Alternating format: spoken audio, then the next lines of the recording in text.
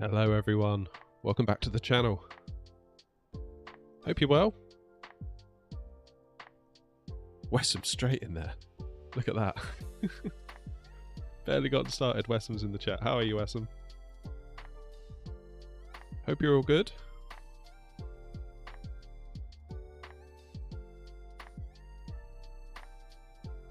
Hope you're all good.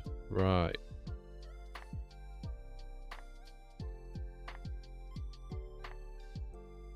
So, we are here in Montreal. And we're going to set sail for Chicago O'Hare. I haven't flown into O'Hare in a long time. And it seems kind of fitting that we do it in a big bird such as this. Back in the A330. I haven't flown in this one for a while, so I kind of wanted to take it out and stretch its legs. We've been doing a lot of 737, a lot of A320. And time felt right that we give this a try.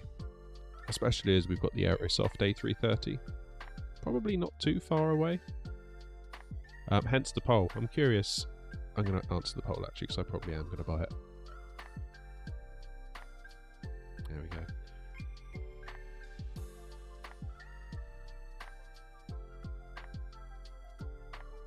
My hair is kind of windy these days. Oh dear. Well, that ought to be good for us then, didn't it?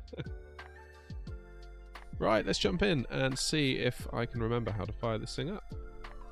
Because I guess it's basically the same as the A320, at least that's what I'm banking on. Alrighty. So we got our route, that's good. And we will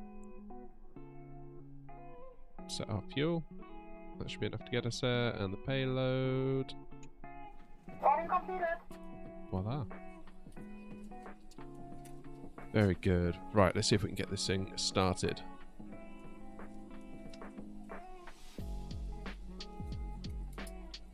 Oh, I pressed the wrong button. Right, I'm going to set up a shortcut for this.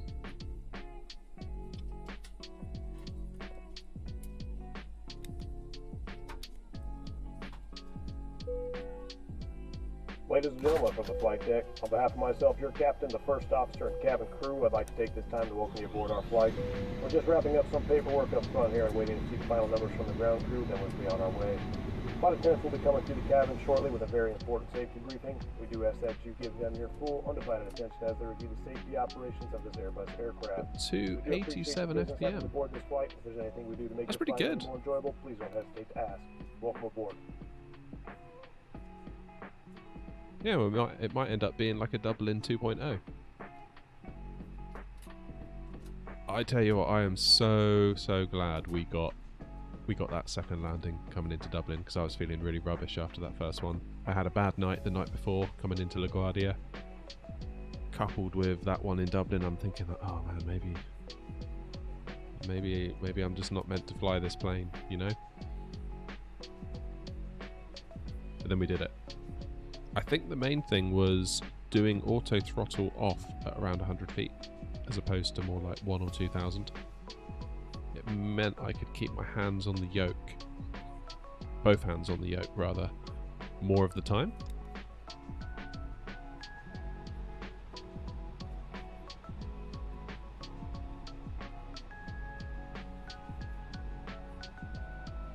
Okay, APU bleed is on. Let's arm our emergency lights. No smoking to auto. Let's get the passengers strapped in. Actually, no, let's not yet. Oxygen crew supply. Navs. 1, 2, 3. Fuel pumps. Probably not going to need the center pumps actually, but whatever.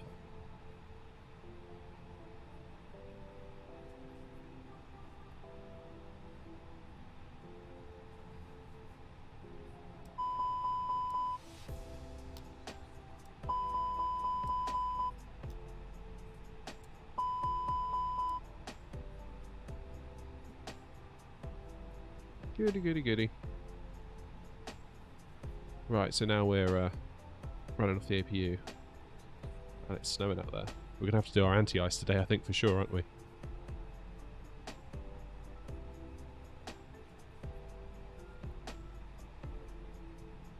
Oh, you saw the recent video from 737NG driver, didn't you? I watched it earlier on today. I tell you what, as soon as I watched it, I was like, oh, thank you. It's not just me. If you notice, the last video, not stream, but just normal video on my channel, where I did a coming into Dublin, notice how the plane starts yelling at me, glide slope, glide slope, glide slope, Pappy's 2 reds, 2 whites. Which basically confirms what that whole video is about, doesn't it really? I think, well, so we should have what we need right here with a bit of luck.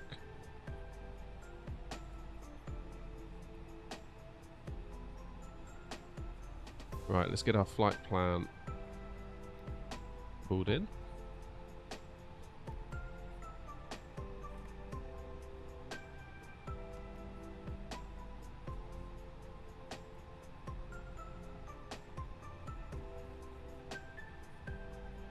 Yeah, it's a funny bug that.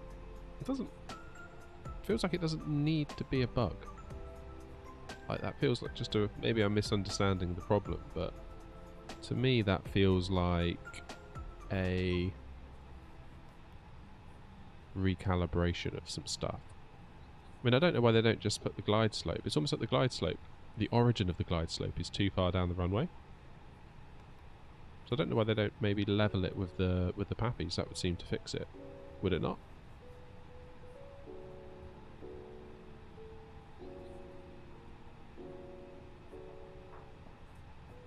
The EFB is a gift. No, I may have missed a bit of news there. Why? What's going on there? Laps 1 today, /UP. I need to look up what UP 0.1 says. I only type it in because a checklist told me to do it. And I don't actually understand why. Which is very silly.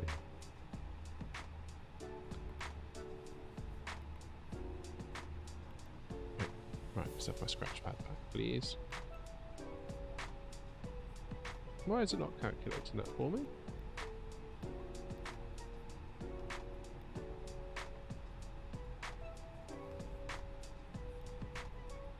That's funny.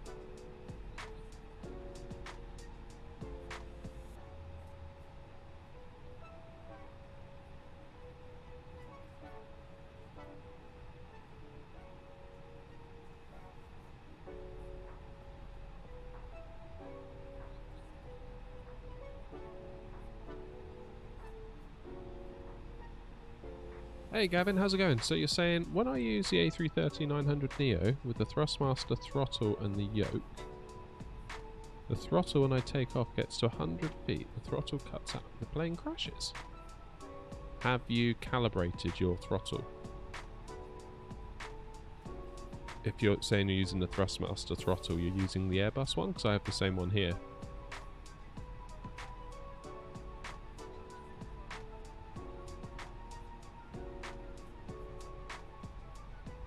Wait, 104 what, dollars?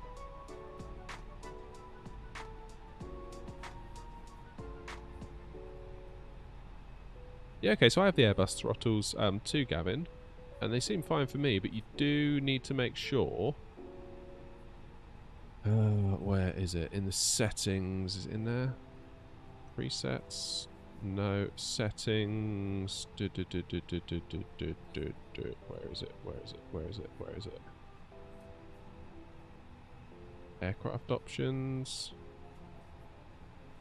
You need to calibrate your throttles. And I always forget where it is. It's definitely not in here, is it? Sim options. Throttle detents. Calibrate. There we go. Go into there. And then you can sort of move your throttle. So you see here that my throttles are idle. That's reverse full. So you click on this middle one, and then you set where those positions actually are. So you move your throttle to say toga, then you click toga, set from throttle. That may be it. You did that. Okay. Well, that's bizarre then. That is bizarre. Completely cuts out. As in the engine's cut out, or...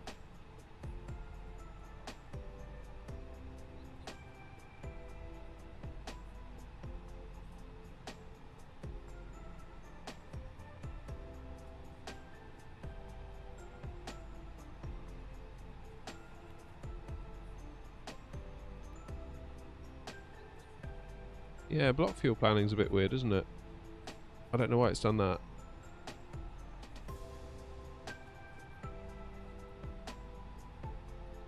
I don't know why it's done that. To be perfectly blunt with you. We're also not getting V1, VR, V2, which is slightly odd.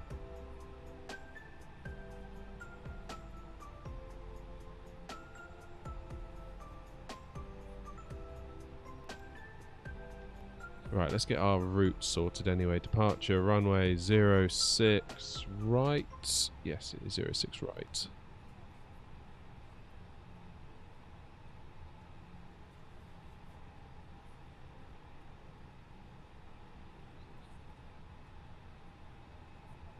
Yeah, I'm just looking now, Wesson.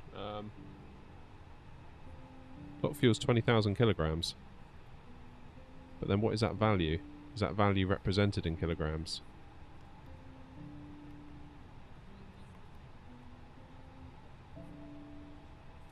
Zero fuel weight, 161.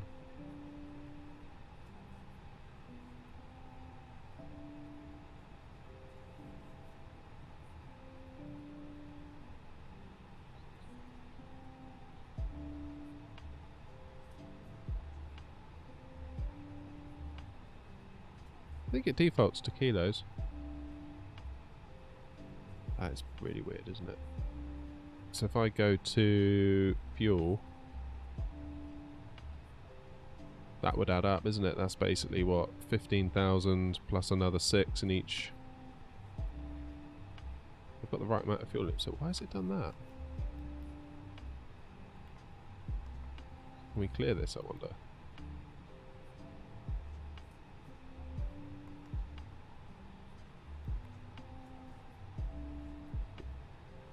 Don't know.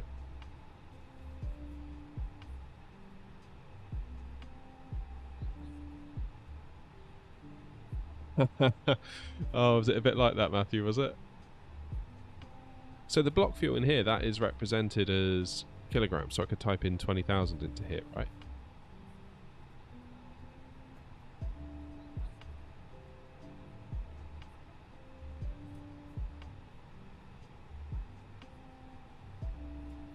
If I type in 20,834, that's the kilograms. Not allowed. Damn it.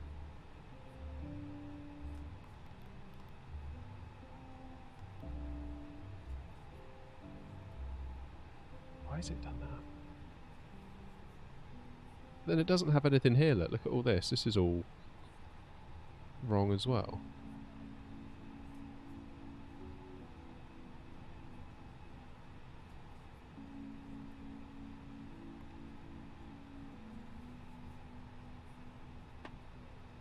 Oh, very weird. Yeah, 20.8.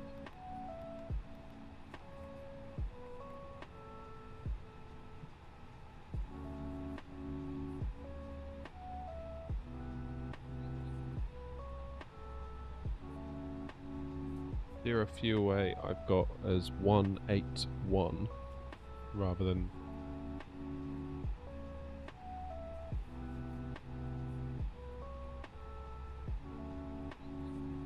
weird.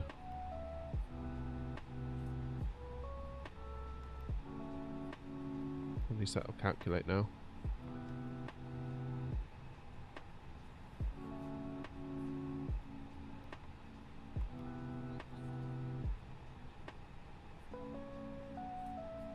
Yeah, Matthew, that makes me feel slightly better about my recent attempts in the 737 at least. A couple of streams while you were away and it were less than perfect. Should we say that?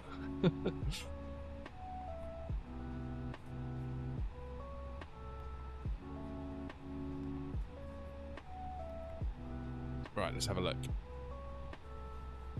Let's go into plan.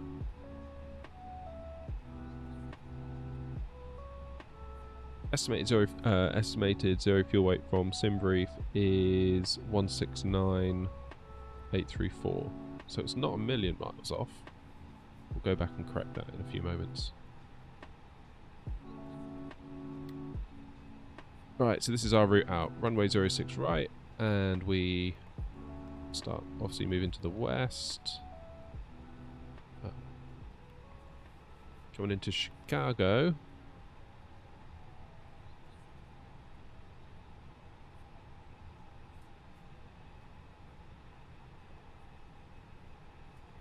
Thought would be it laughs.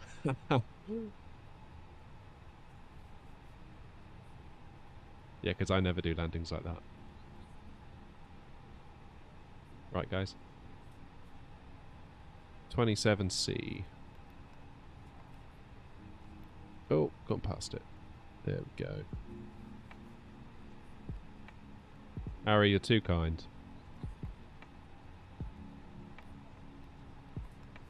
You make me blush.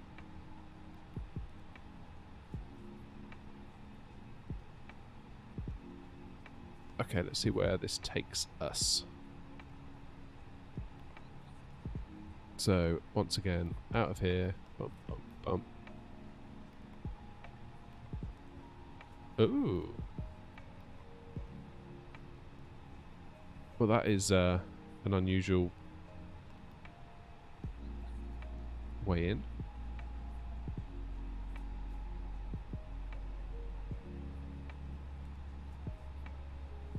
And where did it potentially want to take us?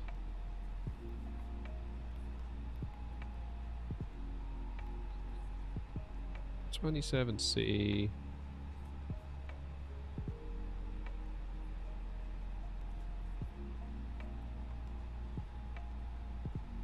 Transition via FNT. There we go. That's the one we want.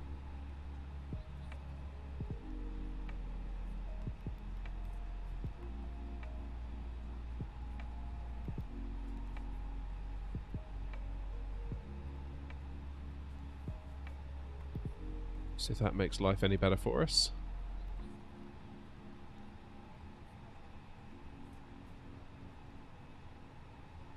Don't listen to it, Wesson. Doesn't know what it's talking about.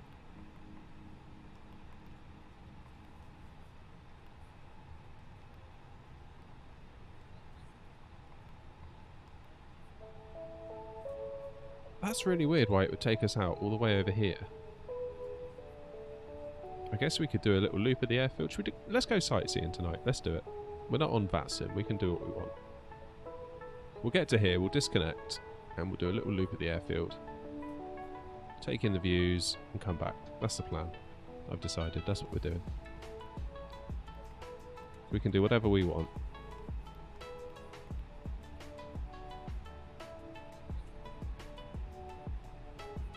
We can do whatever we want. I'm starting to sound like Bob Ross.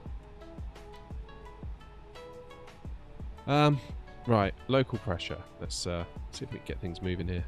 So we've got a long way ahead of us. 1018.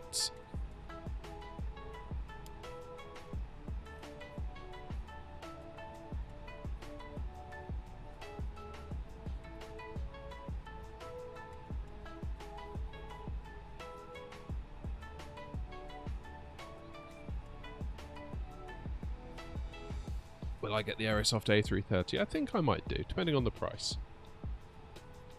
I mean, they've already said it's not going to be 60 euros. It's going to be less than 60, I think is what they've said, isn't it? Which bodes well, in my humble opinion. Right, what's the plan out of here? So we go straight up to flight level 360. Okay, so let's get 360 in the window. No point messing around. If we had other stuff to think about, then that would be different, but we don't.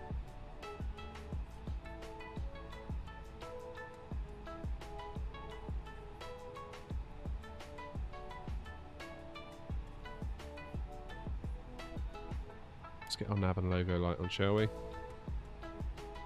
I think it's almost time to start thinking about getting ourselves pushback. Let's get the passengers in. No smoking on.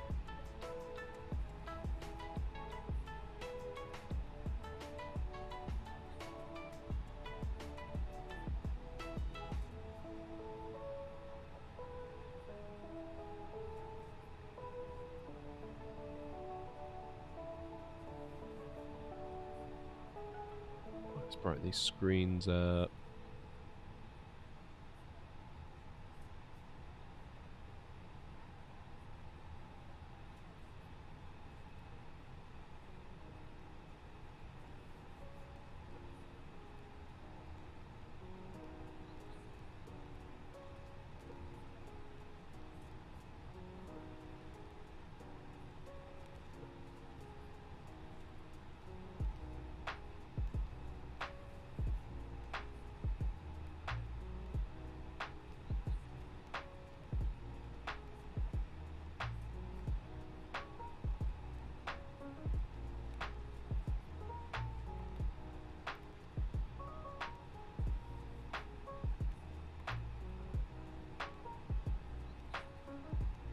But weirdly, Simbrief wouldn't find me a SID for this departure.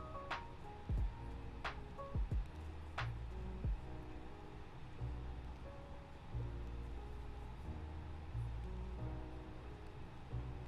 just looking at the departure charts now. Oh, I've got nothing. Can't find me one, so we're just going to have to get out of here, I think, and go from there. Now, do we have a tug, and will it work? Is it going to work today? Let's see if we can...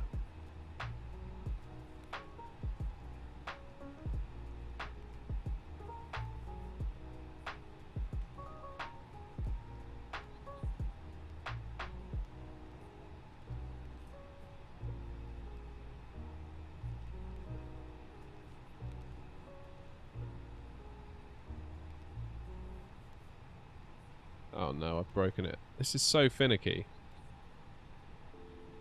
Thing is, when I go onto ChartFox, there aren't any charts. Alright, let's try that again. Please work. You're not going to work, are you?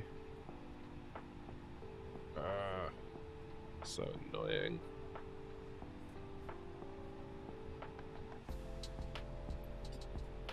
Oh, I don't know.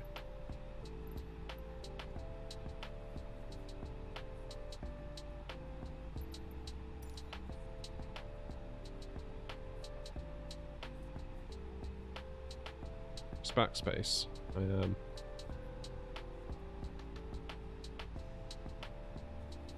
Yeah, backspace is doing nothing.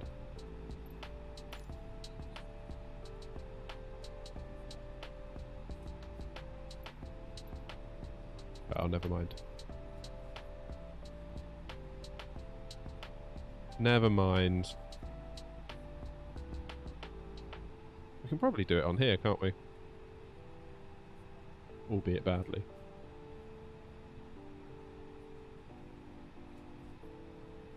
Oh hey, look, this has been updated.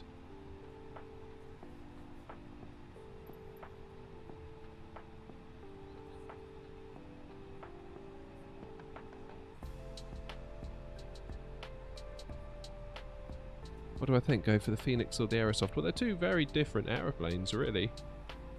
I mean, if you want an A330, get the Aerosoft. If you want an A320, then... you know, that's the way to go.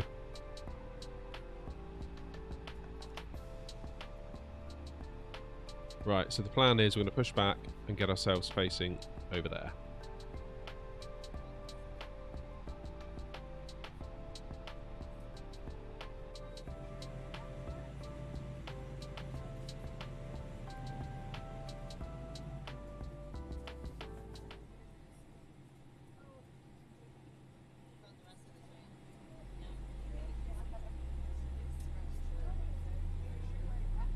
Yeah, what Wessam said.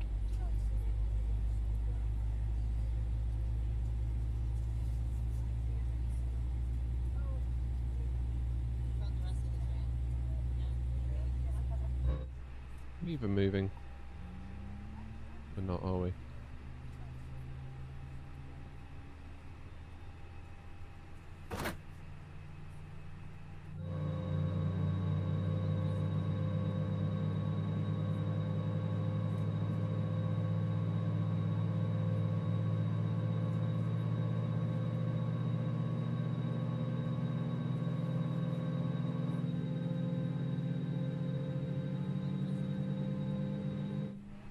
Again. Oh. Right, I'm just gonna stay in here.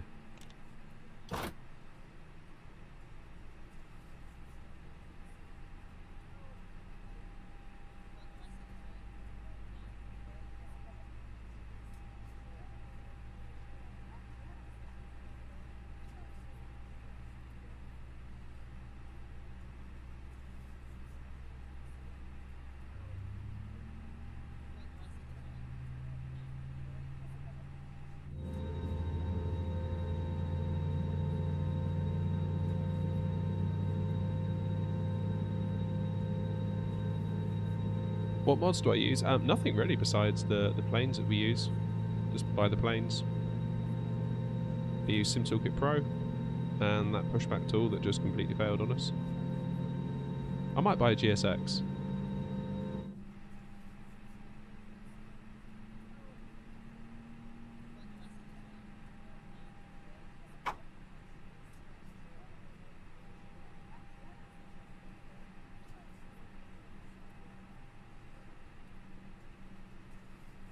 Right, that'll do. Thank you, Tug. Parking brake on.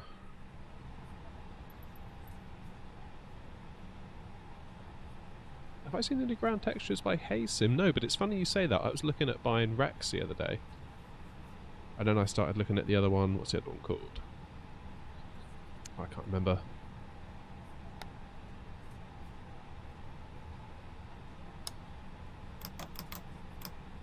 Okay, flaps 1, speed brake max. Got our beacon on, strobes, runway turn off lights. Arm doors and cross check. Taxi, APU off.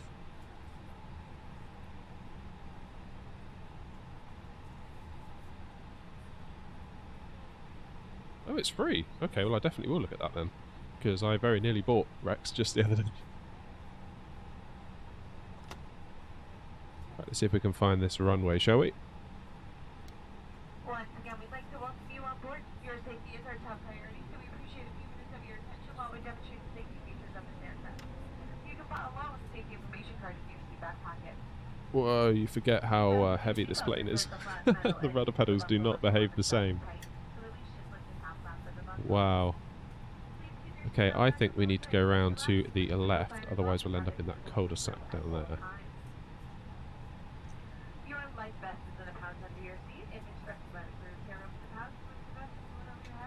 That's what I think. Oh, you really do need to push these rudder pedals to get this thing to move. Always surprises me that. It always surprises me. Let's have a bit of music.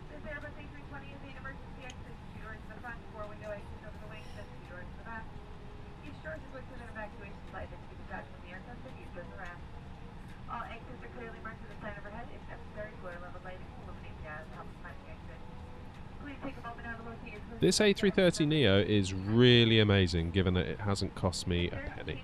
It's very, very cool. I like it a lot. And it feels different. It's not just like a skin. Like, it definitely feels different to fly. It's incredibly impressive that we have this for free. And that it's based on such a strong foundation. Again, it's not like they just took the A320 that comes stock with the game and made it look like an A330. No, they didn't do that. They took the fly-by-wire, forked it, and made this. So it's got good bones. Let's put it that way. We could do with some lighting though. That's better. But there are differences. Like, you can definitely feel the weight of this thing. You really can.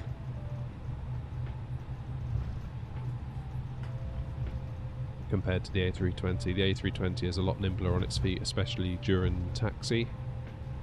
And again, you feel it even more so when on final.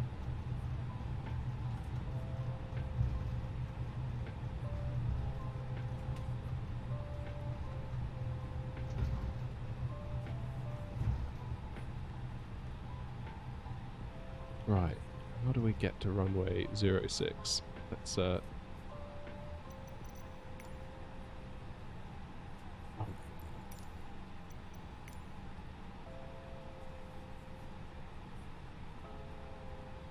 that's convenient. We need to go straight ahead down here, I think. See, there's an entire block of the map that just won't render. I've never used that little nav map. Curious to give it a look though.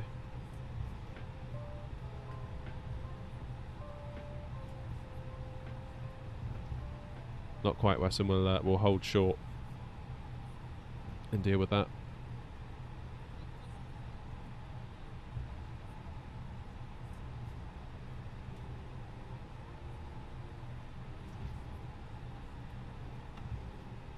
Only thing I'm slightly worried about is when we come in on final. The last 2 times I've been out in this plane, we've really struggled in the... We've really struggled in frames per second.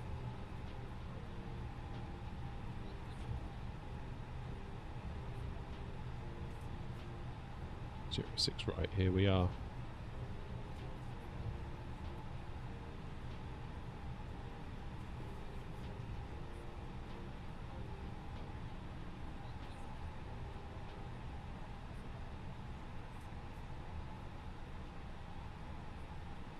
Okay, let's just hold it here for a sec. Takeoff config normal. We'll do runway turn-off lights. In fact, are we going to need some anti-ice because it is obviously snowing? I'm never quite sure how to gauge the anti-ice conditions. Like, at what point is it a good idea to do it or not do it?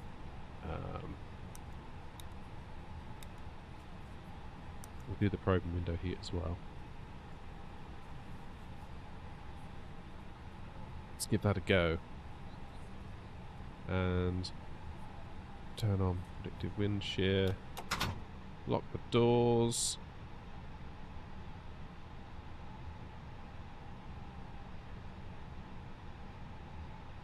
Auto. Not that particularly matters. Please prepare for takeoff.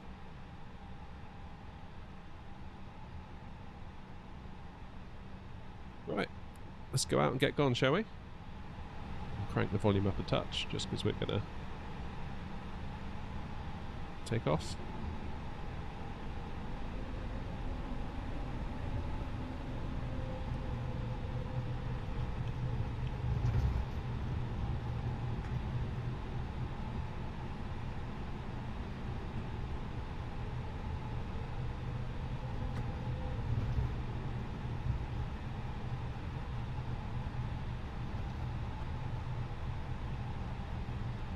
Visibility is terrible.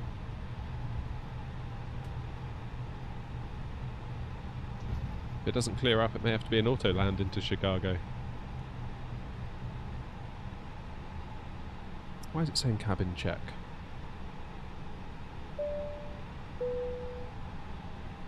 Thought that button did that.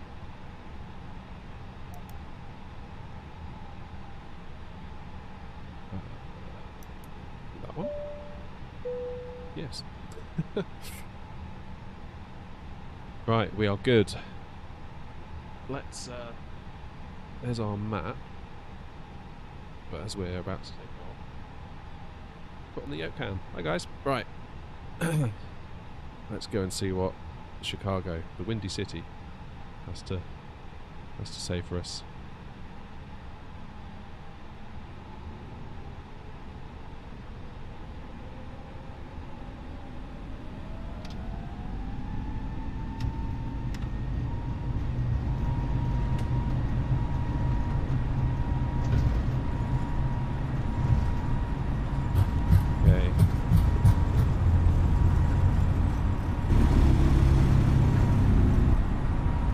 A lump in the runway.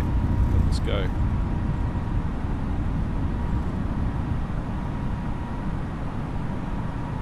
Positive rate. Gear up.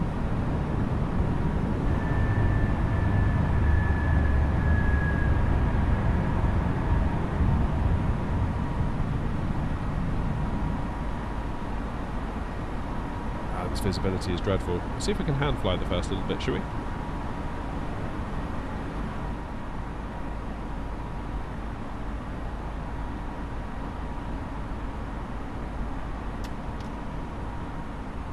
Okay, thrust levers into climb.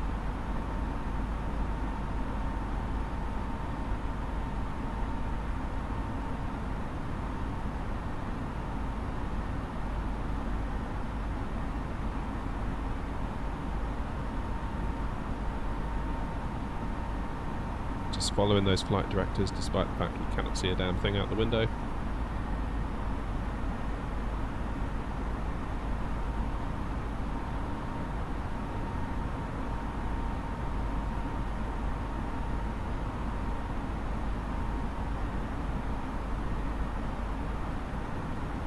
at what point do we punch through the cloud.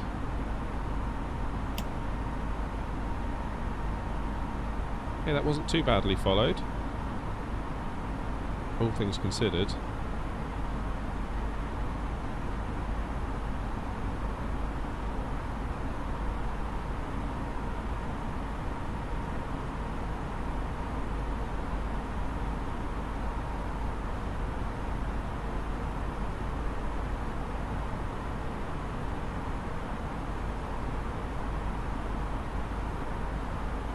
Right. Let's get the map on for you all. Start trying to enjoy some of these views.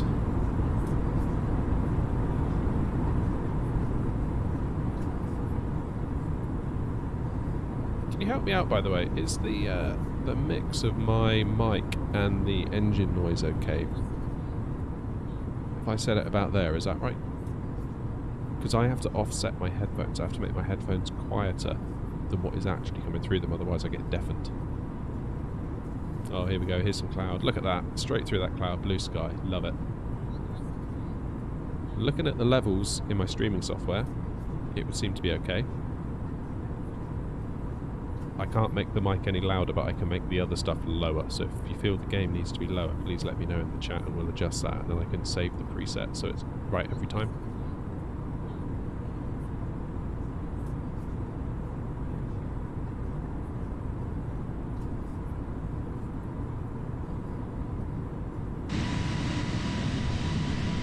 No livery on this one, unfortunately.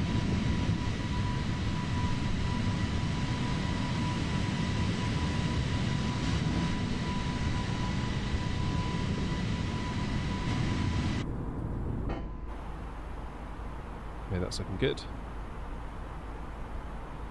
Let's get our lights off. Or whatever. My takeoff light on. Silly Billy.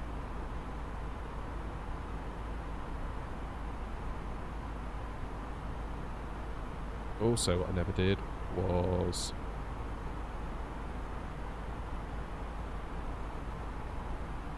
sort these out. My apologies.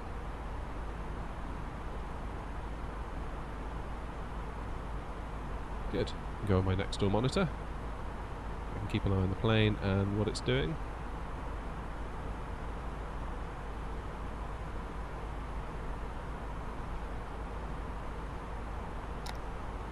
Go, so speed brakes are now no longer armed.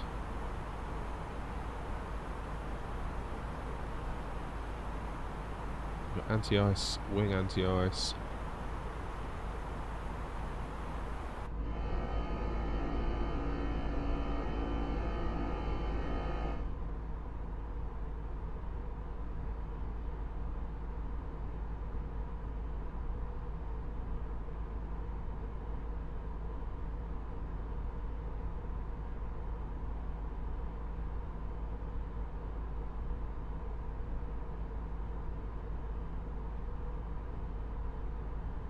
Yeah, how's that sounding to you all? Is the sim too low relative to my voice, or is it okay? Because through my headphones it sounds quite low, but then of course that's how I want it by design, otherwise I get deafened by the sim.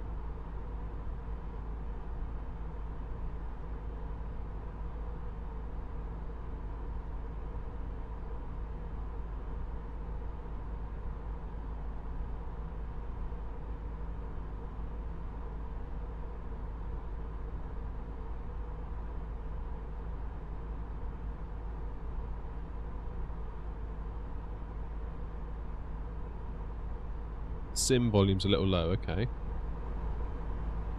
How about that? Any better?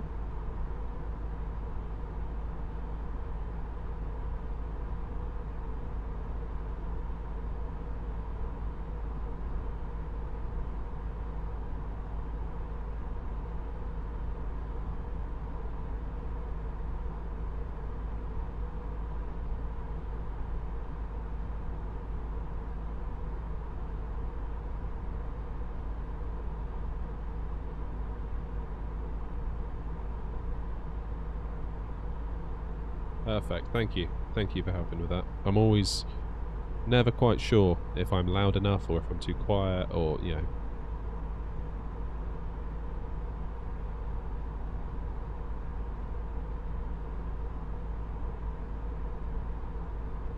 I might do is save a preset. My Go XLR. Get that out of the way for you.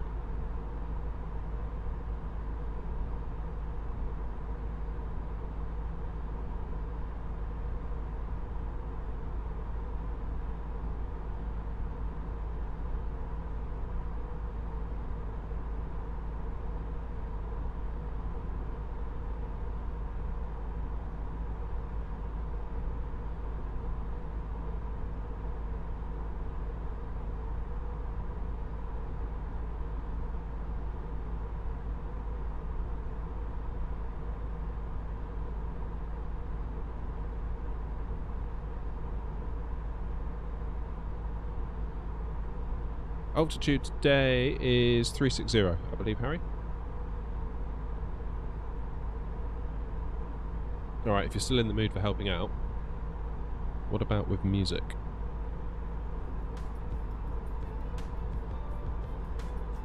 Okay, there's some music.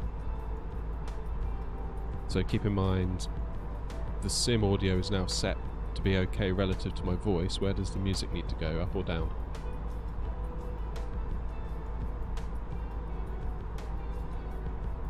Keep in mind, I don't really want the music to be dominating the stream, but just a little bit of background, you know.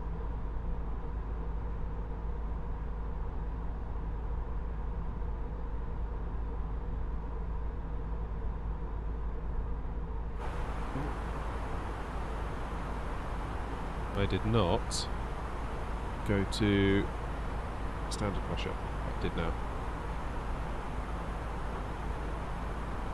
So now we're in the cockpit. Is the sim too loud?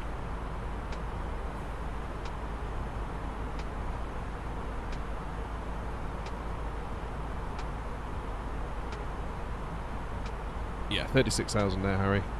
All dialed in.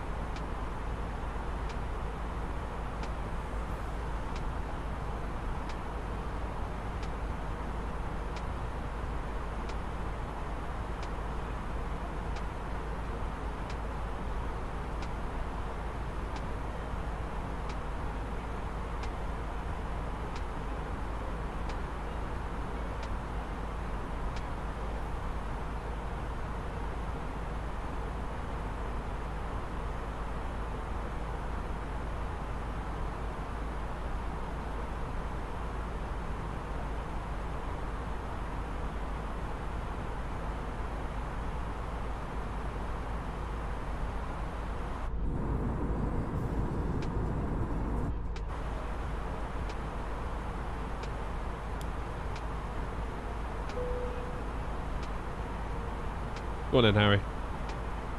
Seeing as you asked. But if we hit turbulence, it's not my fault. Direct all complaints to Harry.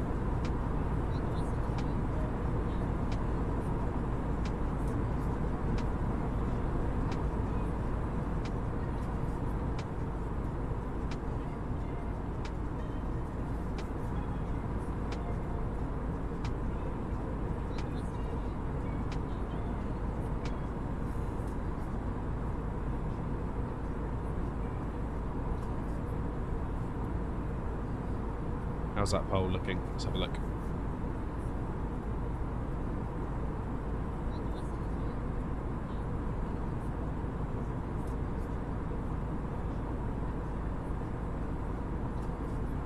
%64% in favour of buying the plane. That's quite a lot. It's 2/3. Clearly we've got a dedicated audience watching.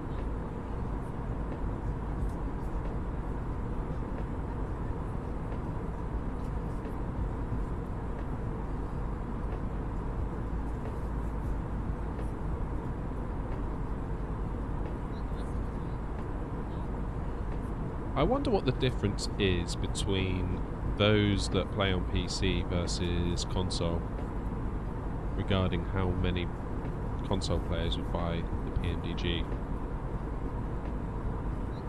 Or would it just be the PC crowd that are more likely going to represent the enthusiast market?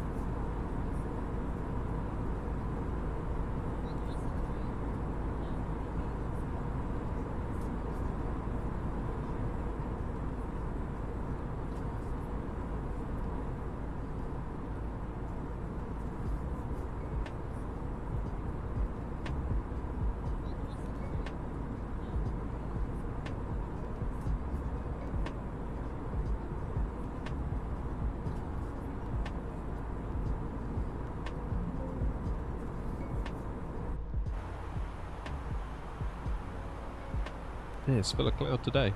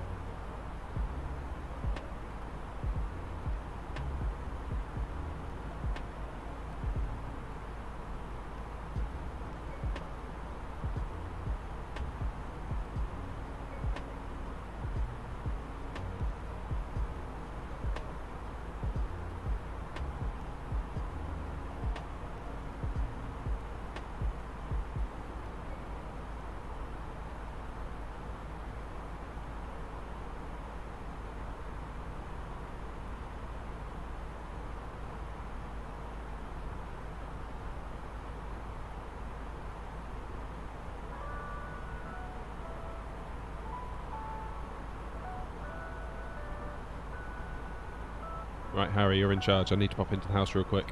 I'll be back in a few moments.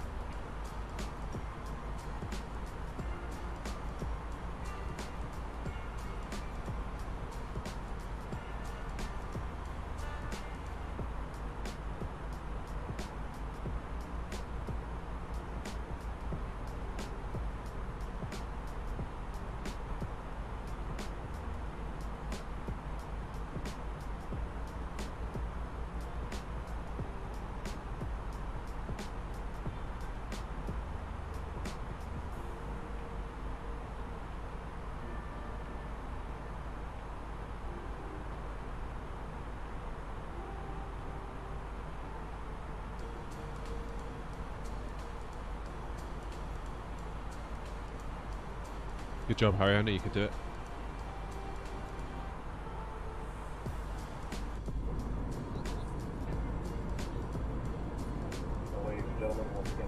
Seasonic S12iii, captain speaking. We've just reached our cruising altitude for the flight. As we begin to settle in, I do want to remind you to please keep your feet and elbows clear from the aisle, as the flight attendants will be coming through the cabin with galley cars shortly. Also, one more reminder. Oh, that's better. I had to pop inside and get a coffee. Galley where the flight deck door is located. Thank you.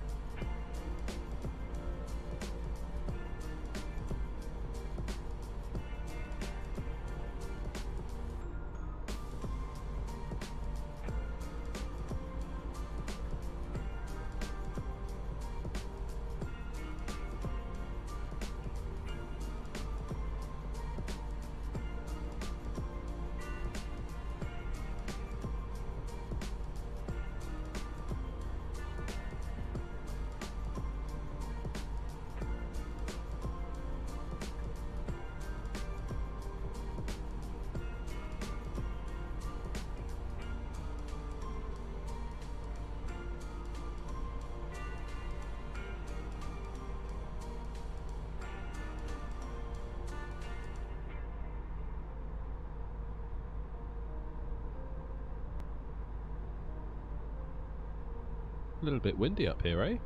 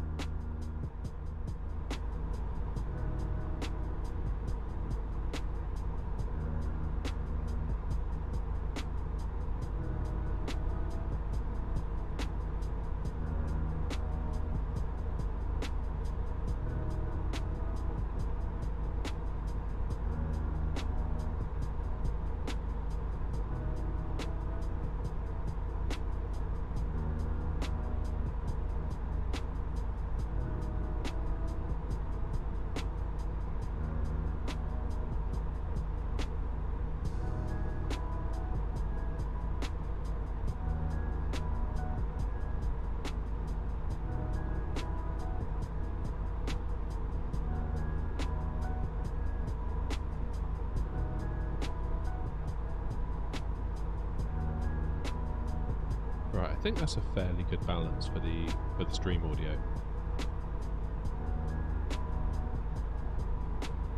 I'm actually listening on my phone, so I can hear it as you hear it with my AirPods in. I think it's okay.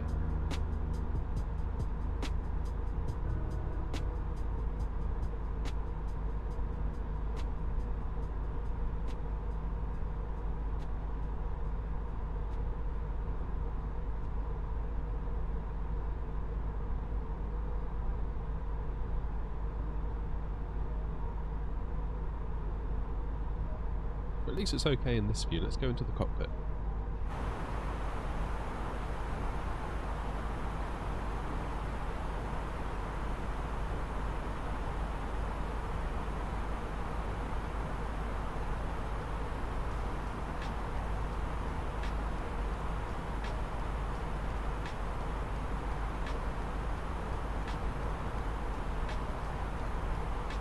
Okay, that is definitely much louder.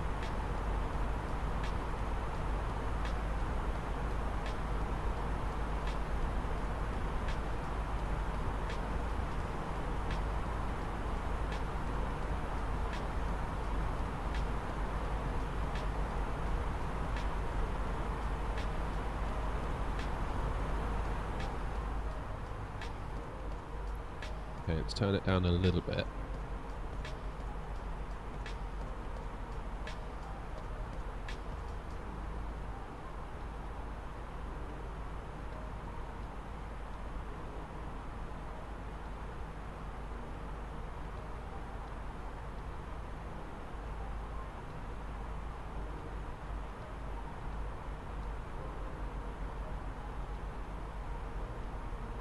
I think that's a bit too much. Try it just a shade louder.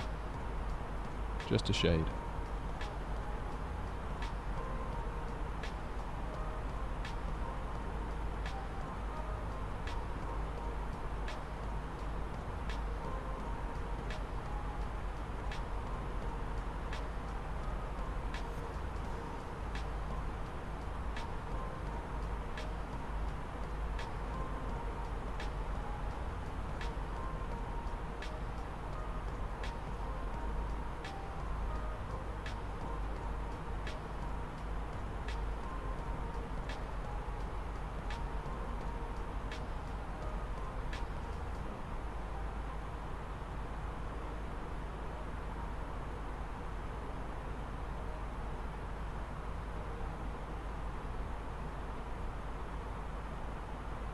I would say that is pretty good. I'm going to save that as a preset.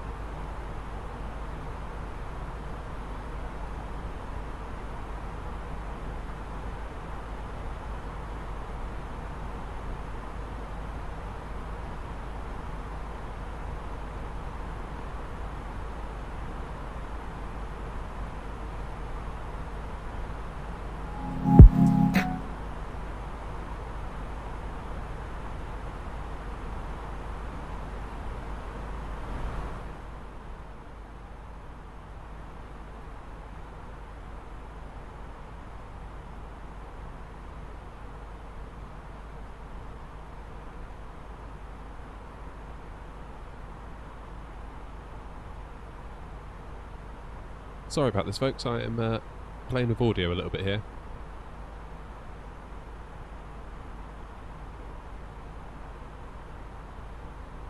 I think that's pretty good.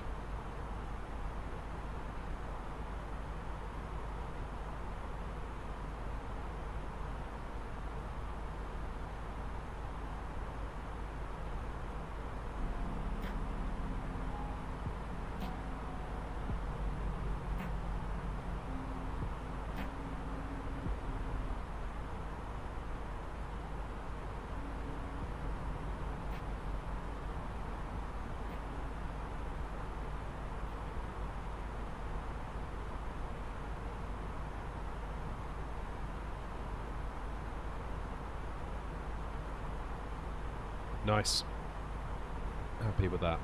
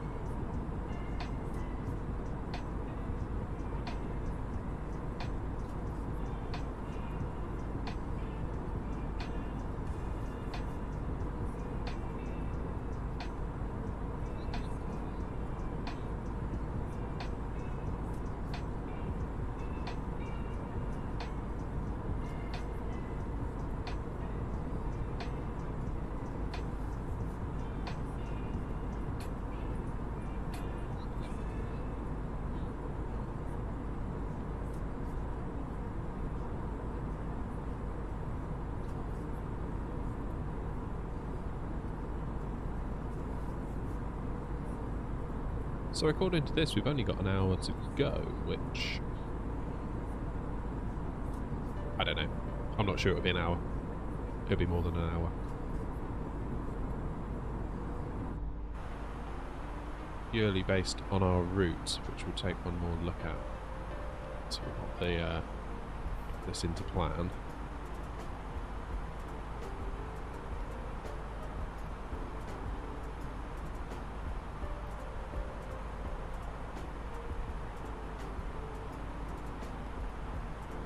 So here we are heading towards Chicago.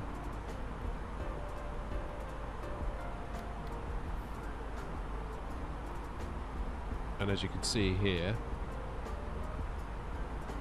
this waypoint here is where we need to pick up our ILS into runway 27C.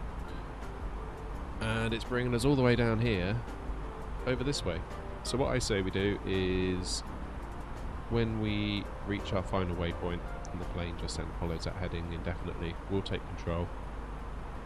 We will do a left turn, bring us down around here, another left turn to bring us down past the airfield, another left and another left to bring us on final. So we'll do a little loop of Chicago. It could be quite cool. Nice little bit of sightseeing. So when you see the hour and 5 remaining, it will be a bit more than that.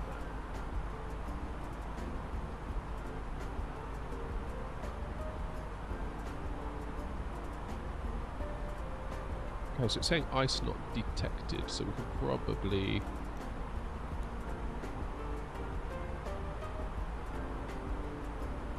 turn those off. That's good. While we're looking at the flight computer, let's work out where we need to be and when. So we need to be at 5,000 feet when we pick up the ILS. MRRFF.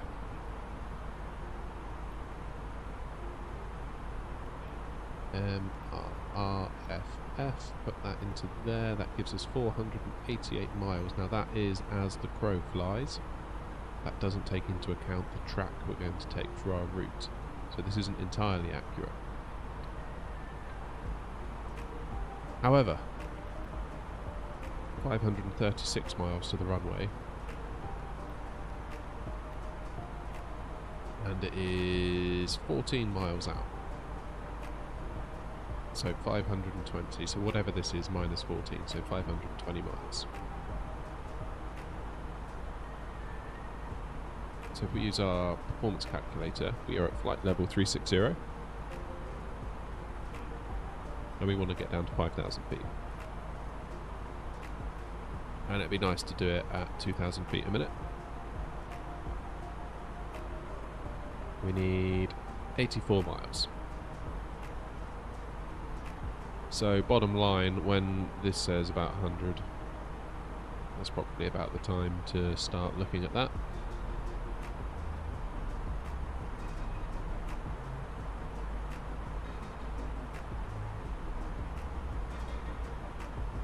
As we will have those extra miles, of course, as we do our sightseeing tour of Chicago. So there's that to factor into it as well.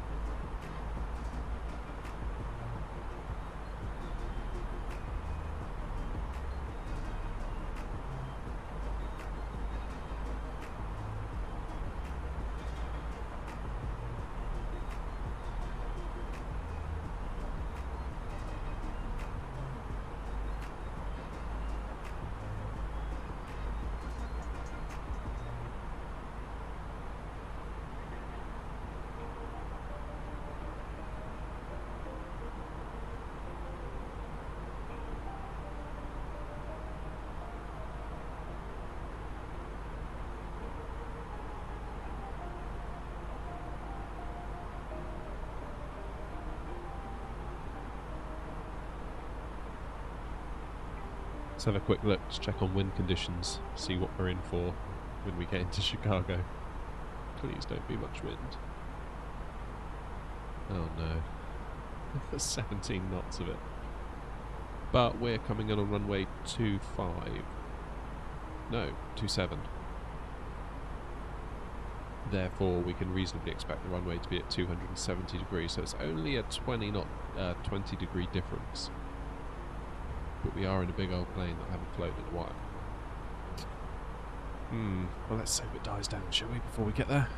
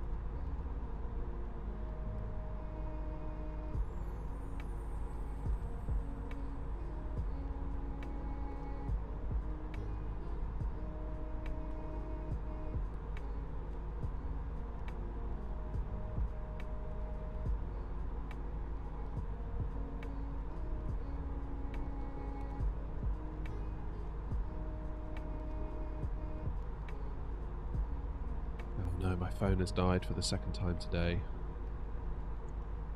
It's doing that thing where it reports a full battery, or a fullish battery. And then when you ask it to do something, it will just be like, nope, I'm going to restart. Almost like the battery can't give the power that the processor is trying to draw, so it's just like, yeah, I'm out. Sorry. Which might mean a new phone on the horizon. I could do without that.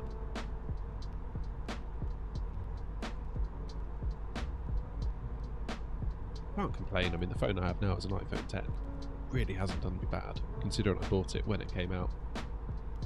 It's coming up on 6 years old. It'll be 6 years in November, which isn't bad. You can't complain at that.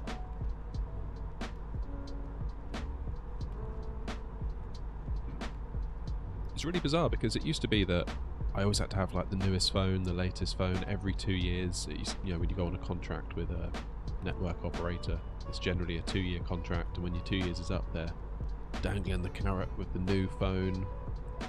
You know, sign up again for another 2 years. The price has gone up, but don't look at that. New phone, new shiny. And I would always do it like a complete sucker. And then I got the iPhone 10, and it was like, you know what? I can't see a lot of benefit from going to 10 to 11, 11 to 12. Whereas now, five and a bit years in, I kind of think now's probably the time.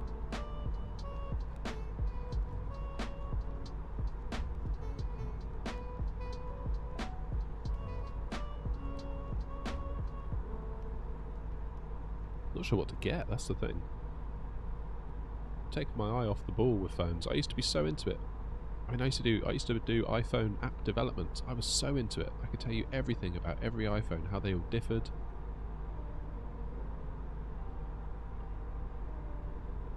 Not so much now.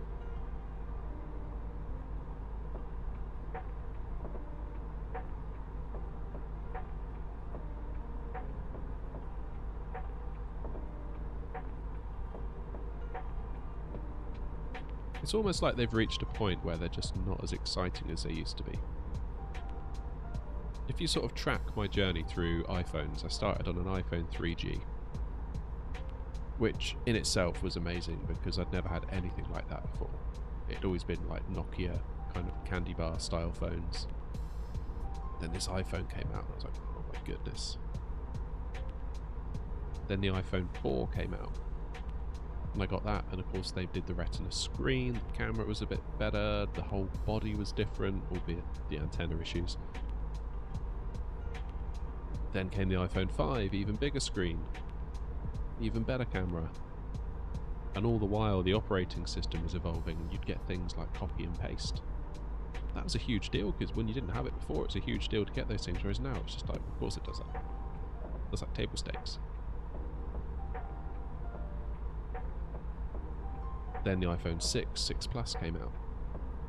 Even bigger screens, even better cameras. You could do more with the device on the bigger screens. iPhone 10, edge-to-edge screen, facial recognition, dual camera lenses. Just now it just doesn't feel quite as exciting. It just feels like a bit more of the same every year.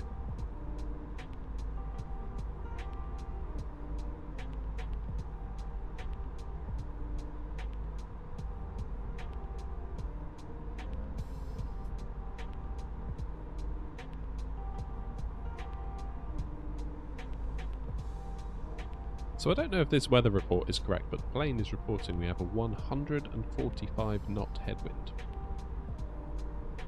That can't be right, can it? Is that right?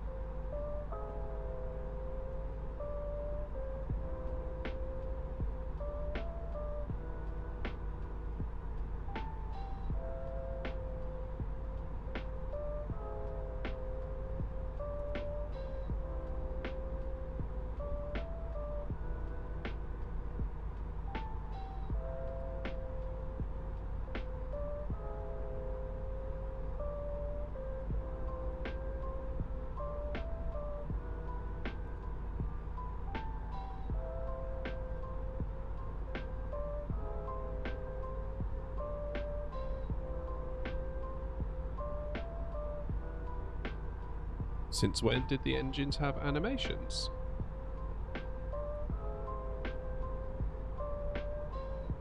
What do you mean, Weston? As in the engine blades? Or are you talking about engine wobble?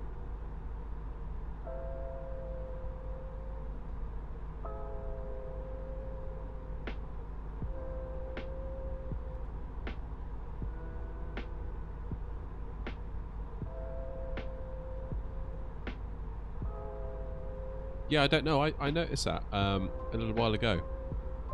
It's very cool, isn't it?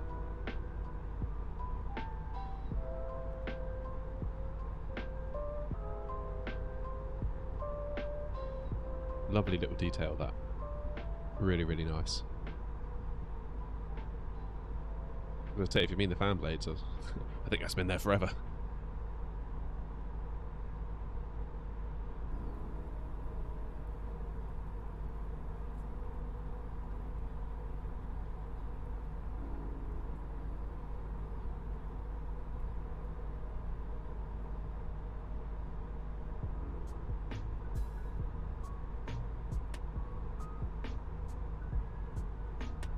Right, I'm going to take a risk here. On one of my other monitors, I have 3 monitors.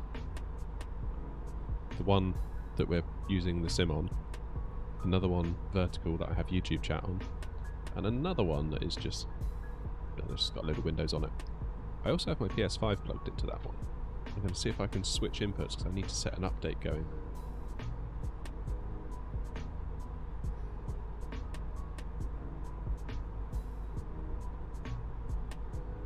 Hopefully it won't make anything flash or go weird if I change inputs on it.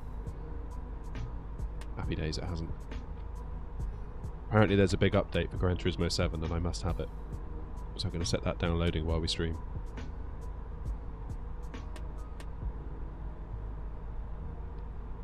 Now the PS5's yelling at me because I didn't turn it off properly. Actually, PS5, we had a power cut, so there's nothing I could do about that. We've got angry beeping at me.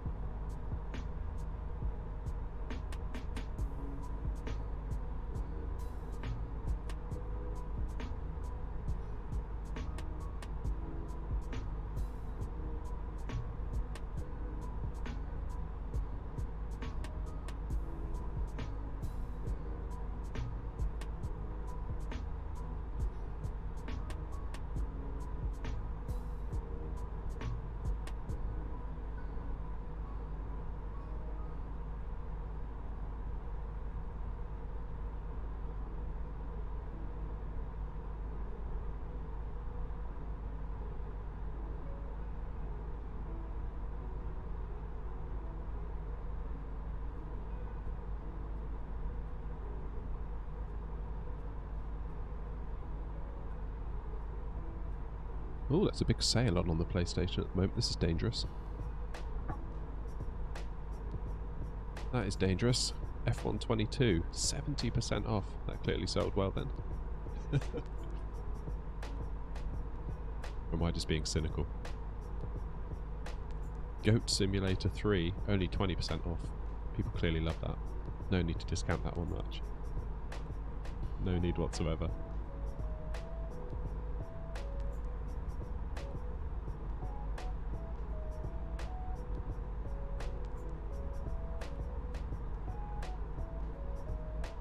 ACC is down to $11.89.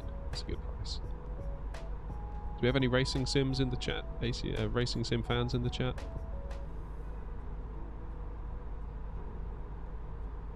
Love me some racing sim.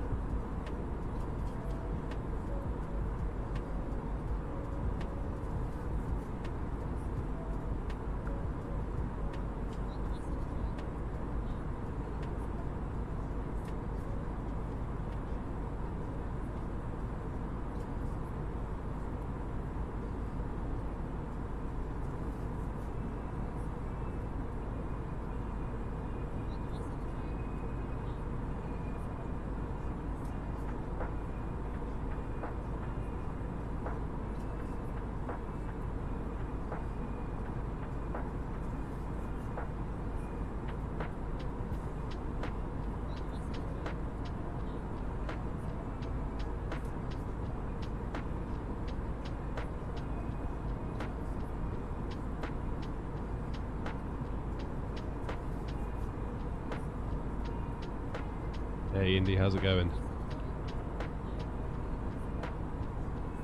Welcome, welcome, welcome. Having a bit of a chill one tonight. Taking in the tunes and the views.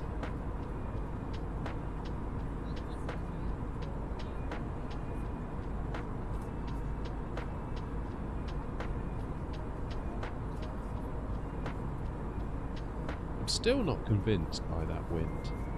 Check it out though, I'll show you.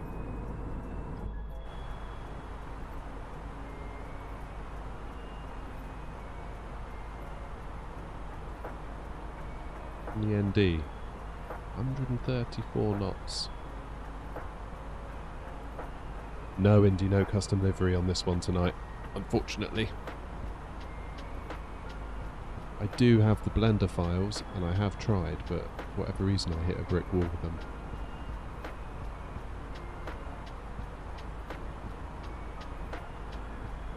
But yeah, that wind seems awful strong.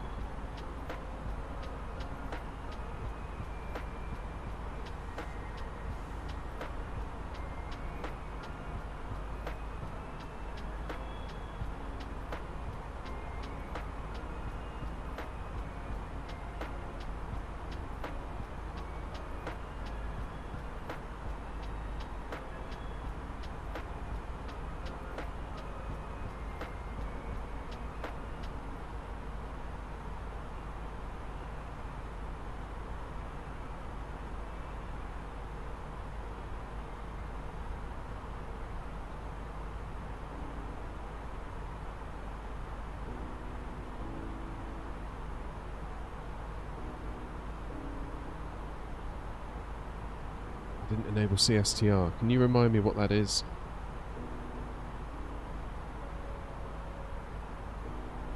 Is it in here?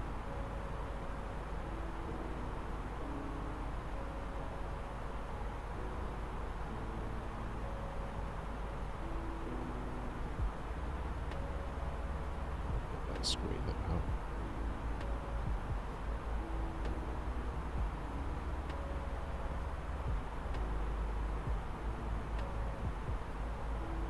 Oh, CSTR up there.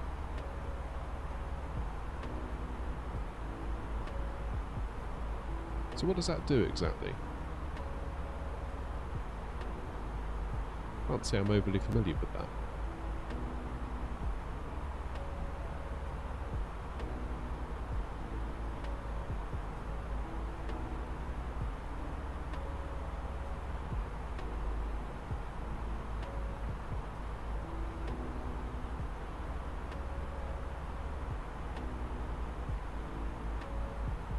Oh, you don't know what it does, you just know that you should enable it. Let's have a Google, shall we?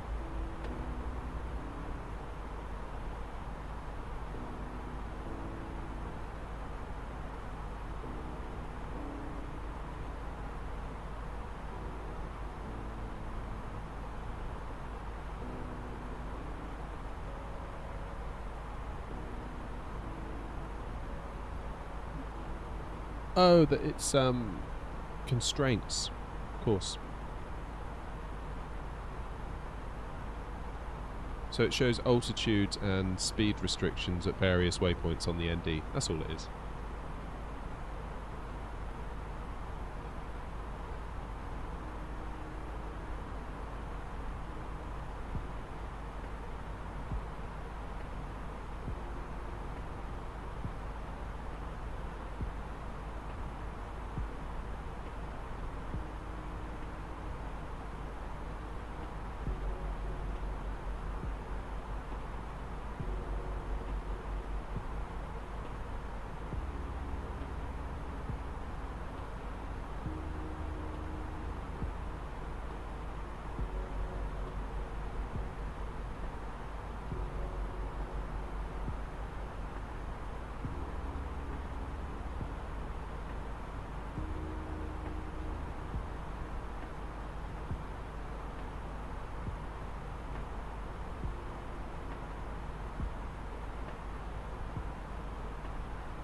Oh, is that Air France flight, Indy?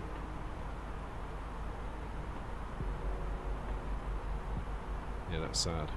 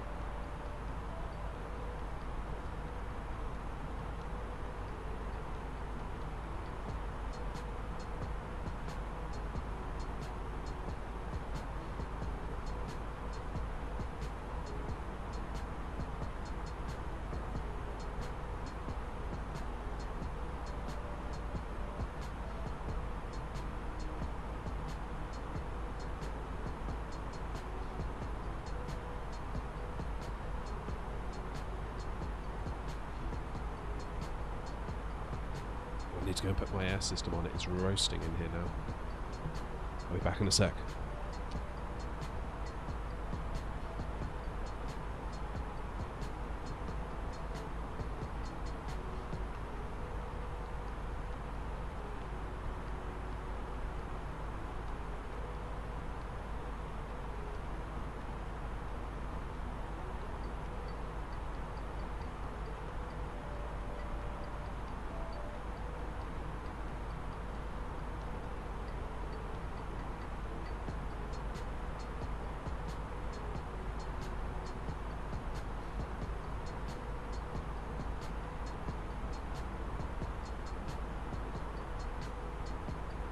That's better.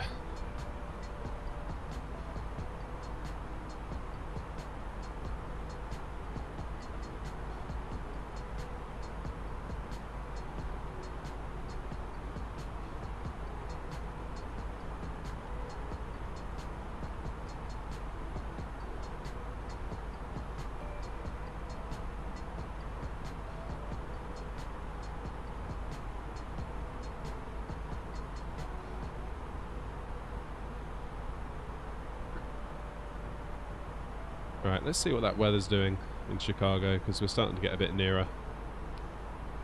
Has it changed? Oh, good, it has. It has, in our favour too. So it was 250 and 20, it's now 260 and 12.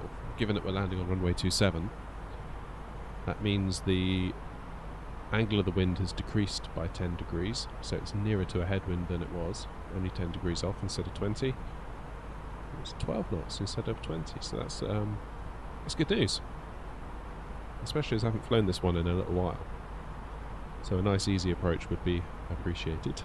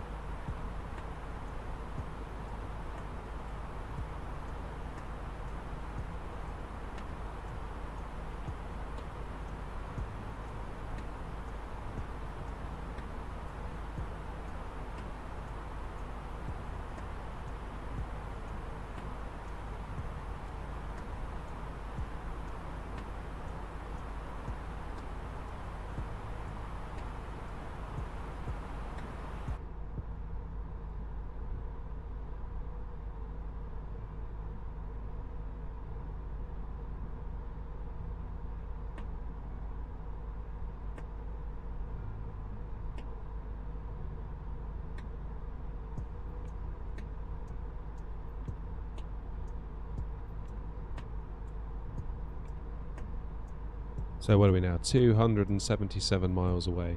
Track miles away, that is.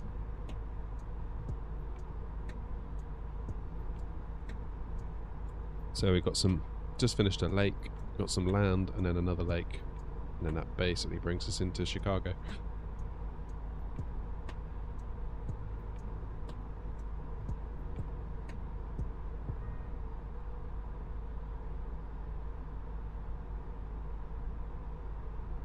Weston, if you're still there, what did you mean earlier about the EFB on the PMDG? I'm confused.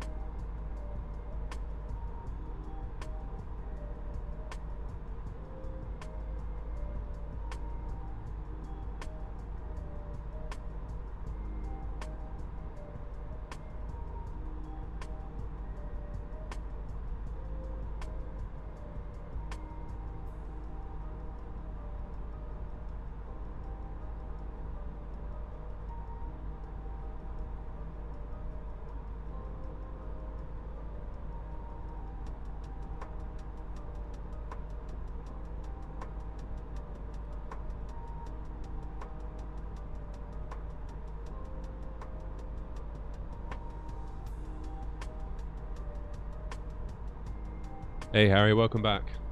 Yeah, not so bad. We're about... It seems to think we're only half an hour out. But we are going to do a bit of a detour when we get to Chicago. Do a little bit of sightseeing.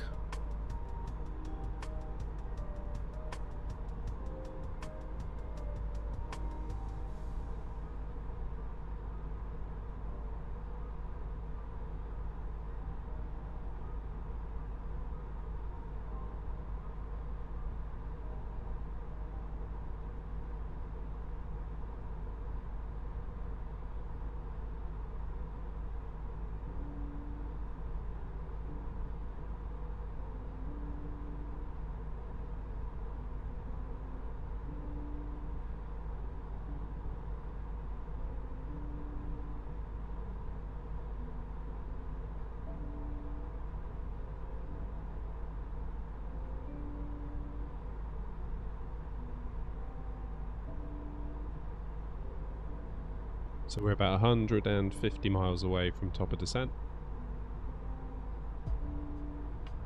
We'll start making our way down.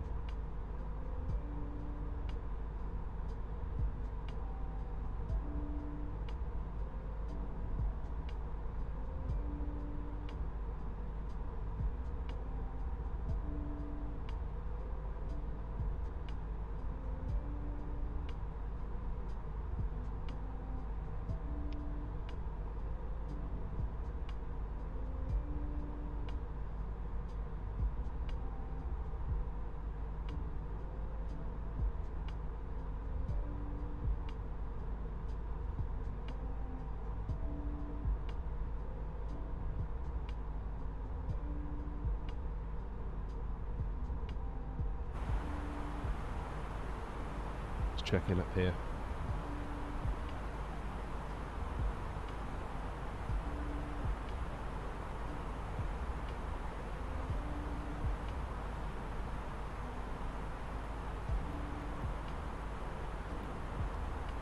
Let's just run through that plan one more time, see where we are quickly. So this is us, and we move across to the west, gradually increasing the turn to the south, and here we go. This is where we need to pay attention.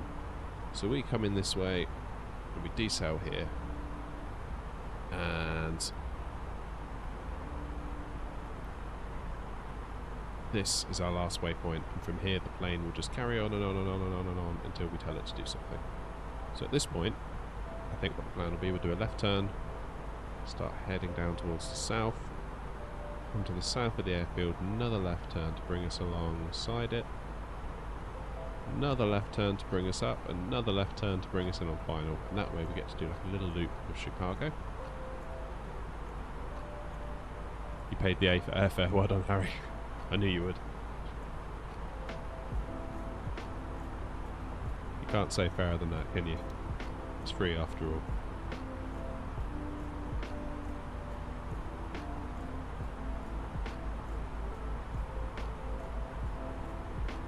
Getting cloudy again.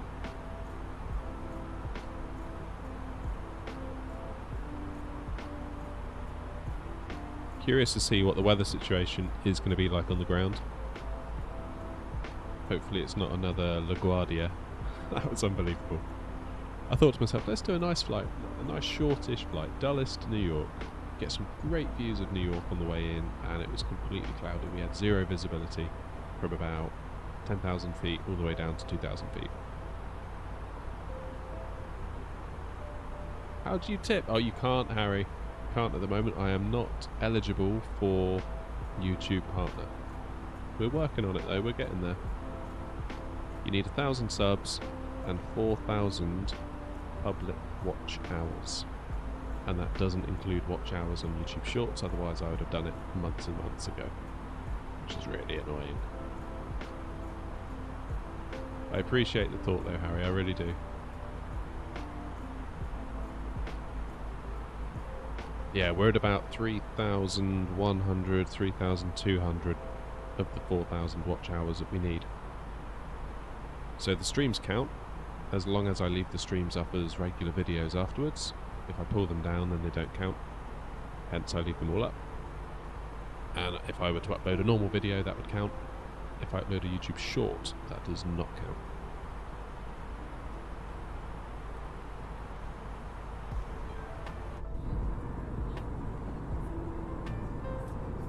It's just one of those that you just got to keep at it. It's a slow burn, that's for sure. I mean, I can't speak for other YouTubers' experience, but my experience so far has been you've just got to keep showing up. Again and again and again, even when it seems like you're not getting the attention you think you perhaps deserve, even though that is a bit of an entitled point of view to take. But there is the odd occasion where you upload something, you think, yeah, that's really good. That's one of my best videos ever, and then it does absolutely nothing. It falls flat on its face. You're like, damn it, like, what have I got to do? But generally, if you push through those periods, there's something good on the other side.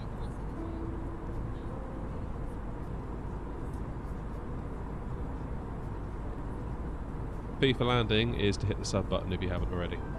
That's the landing fee.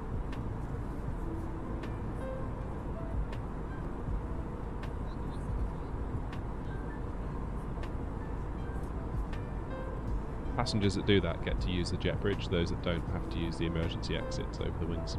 So, sorry about that. Those are the rules. I don't set the rules. It's Air Not Corporate that set those kind of rules. It's nothing to do with me.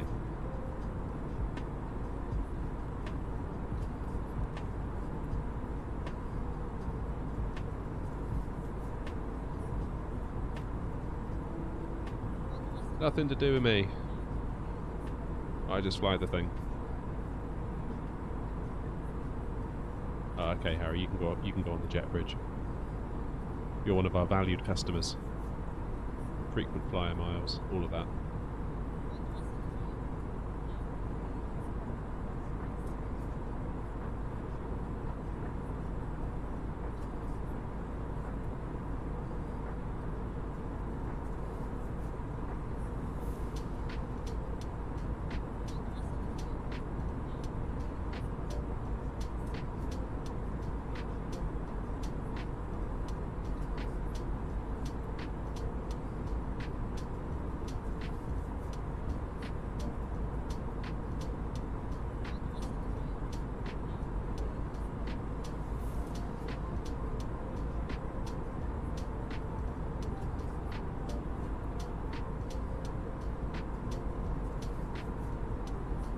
Weston, what are you talking about? You're the first officer.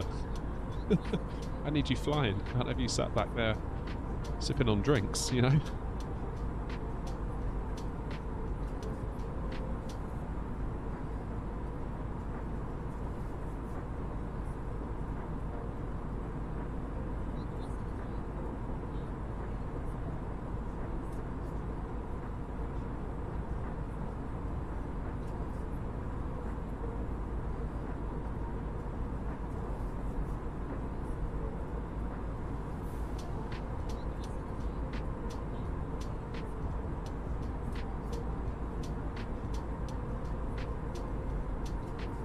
Yeah, sorry, Weston, can't do it. Can't do it.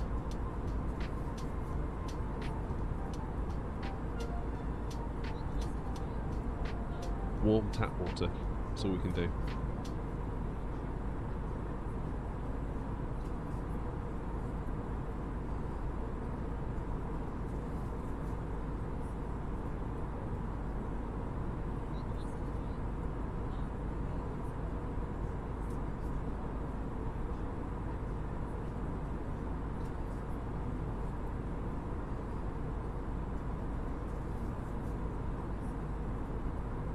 No apple juice. You didn't pay for the apple juice add-on package, so, you know, fair's fair.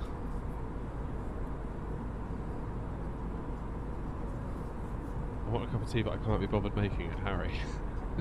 Come on, go and make the tea. I just had a decaf coffee and it was very nice. I don't usually like decaf coffee, but I found a decaf one that's not bad.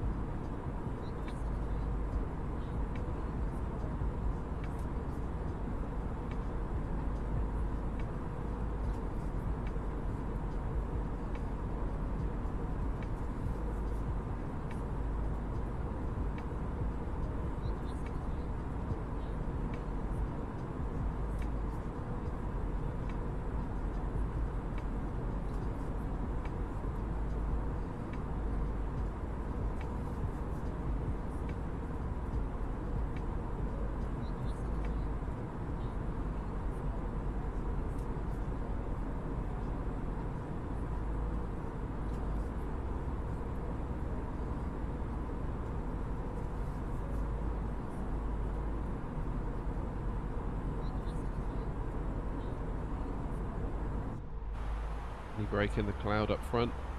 Doesn't look like it, does it?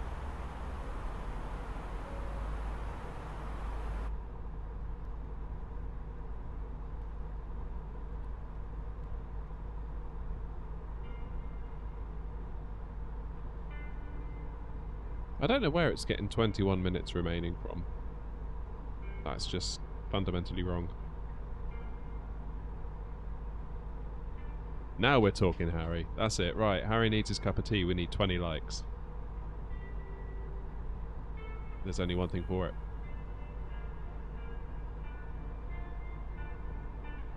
Mash that like button. Harry needs his tea. We can't deprive Harry of his tea. That wouldn't be right. We're better than that.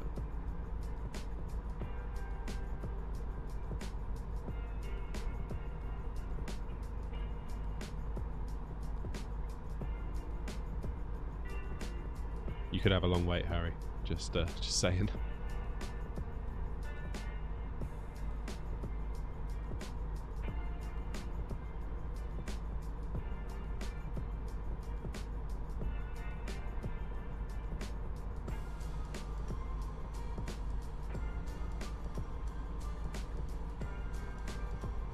I am surprised. How many votes have we had now? 21 votes, 62% say they're going to get the Aerosoft A330. It's more than I thought it would be. Good news for Aerosoft, I guess. Money in the bank.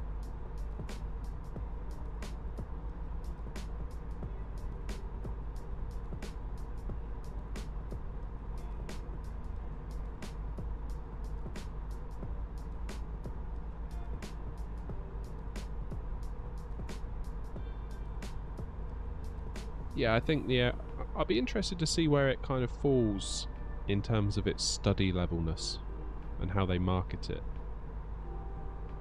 Because the vibe that I'm getting is that it's not quite as study level as what PMDG are going to be doing. I don't know if that's fair to say.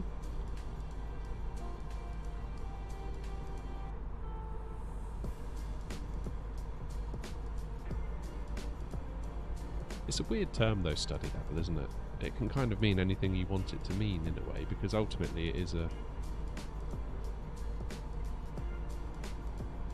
At what point does it become study level and something become not study level?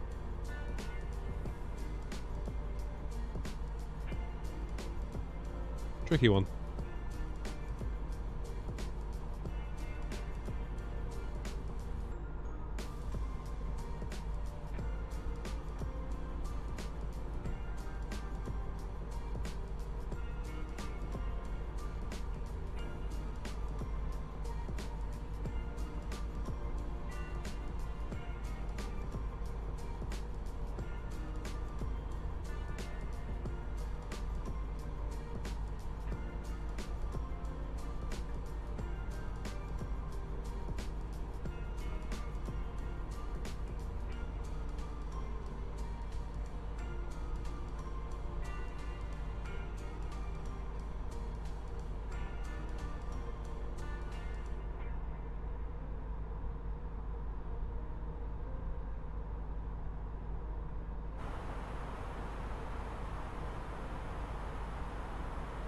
Still covered in cloud.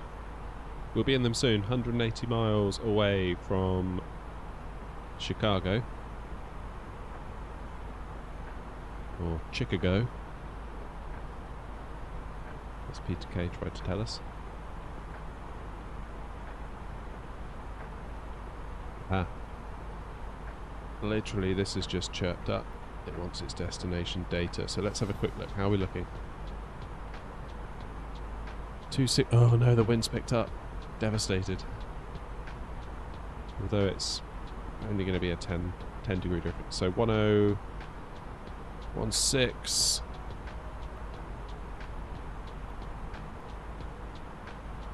1016.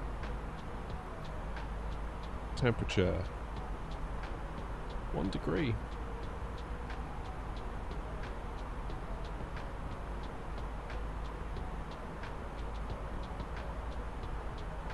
Yeah. Yeah, you were right, Wessam. 260.21. Oof.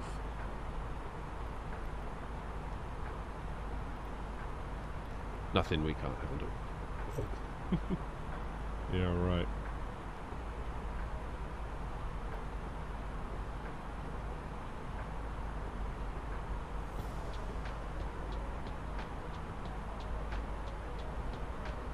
I presume snow. I mean, it was snowy in Montreal, and we're not. I mean, we are further south, but not for much. LaGuardia was snowy the other day, I believe. No, wait, was it?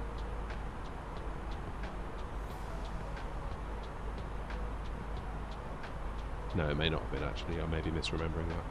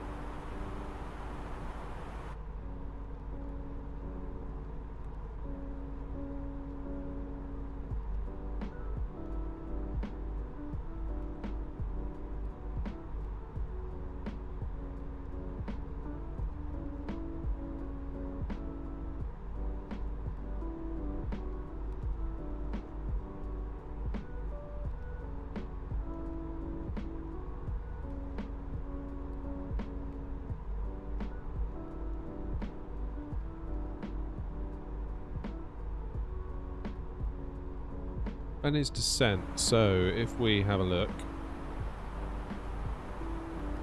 we're 161 miles from the airport. 114 to the waypoint at which we need to be at 5,000 feet. To get to 5,000 feet from where we are, we need 85 miles. Also, keep in mind we are going to be doing a little bit of sightseeing on our way in. Unless, of course, I can fiddle the approach. Let's see if we can do that, maybe. See if we can delete some waypoints. It might speed things up for us.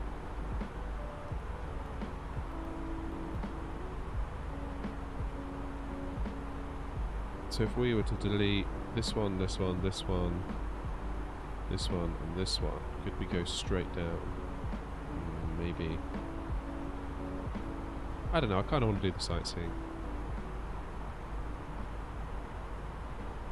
Basically in about 50, 60 miles, Harry, I think we'll make a start.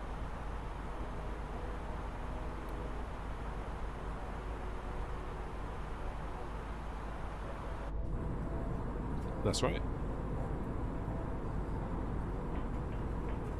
Harry, you can be my head of operations. It's a good business head you've got on you there. How to extort people when you've got them in a captive environment.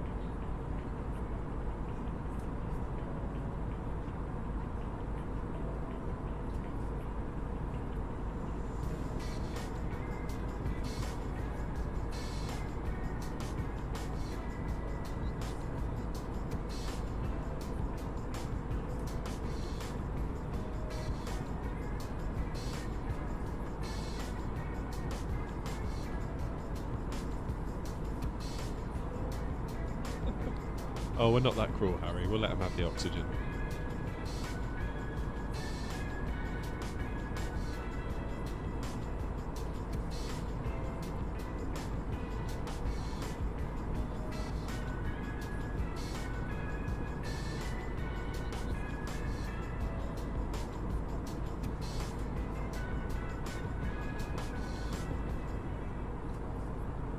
Yeah, it wouldn't be good for business, that.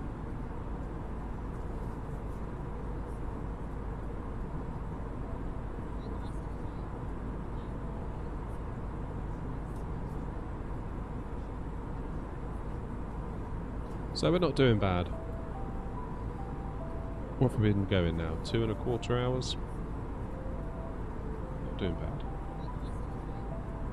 Almost there. We did a cold and dark. Almost got lost taxiing down to runway 06 right. We're making good time.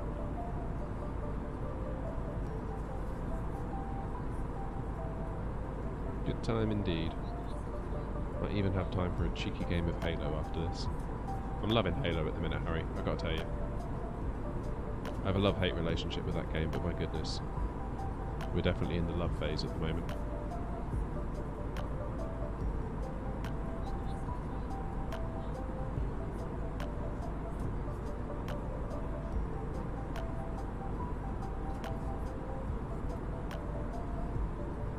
Yeah, these winds are really going to help us with our descent, aren't they? We're going to be able to descend to 2,000 feet a minute all the way down. I think what we'll do, seeing as we're kind of running our own show today with light routes, we're very loosely following a flight plan today. We'll get ourselves down to 10,000, we'll stop at 10.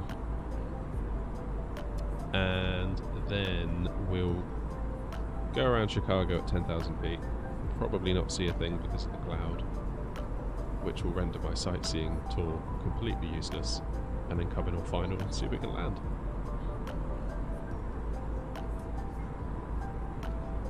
And it is very windy, as Wesson predicted. And I chose to ignore him and did the flight anyway. And I'm beginning to regret my decision.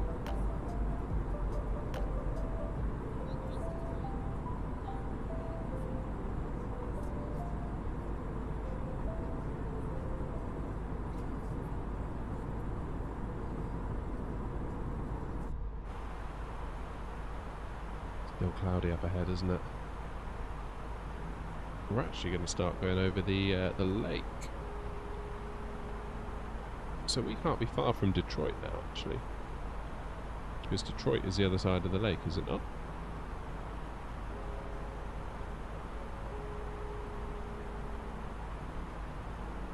Spent many an hour there.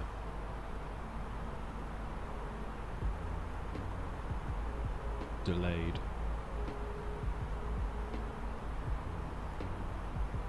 Yeah, that's it. Listen to Harry, everybody.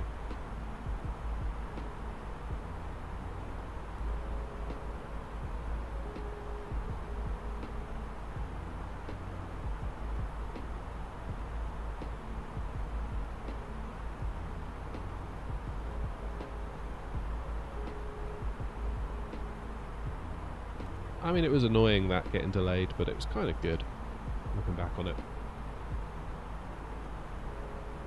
So we flew in to Detroit from Vegas on a 737 to connect onto an A330 to bring us back home to England.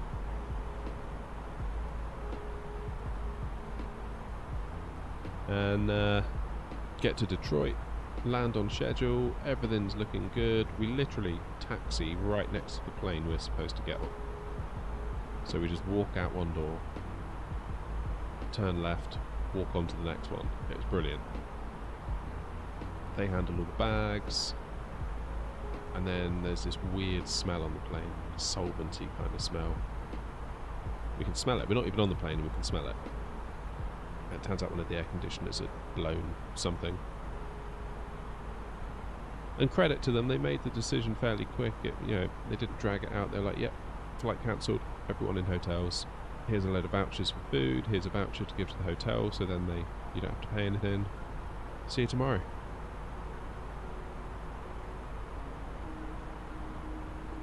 But we were coming from the west coast of America, so actually having a night on the east coast just broke up the jet lag thing a little bit. It meant by the time we got home we were kind of adjusting from east coast rather than west coast time.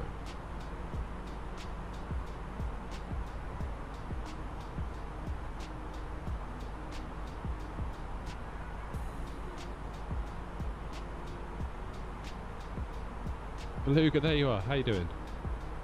About to go to college in Australia. Of course, it's morning time there, isn't it? Friday though, right? Hope you got that Friday feeling. Have a good day at college. You do us all proud.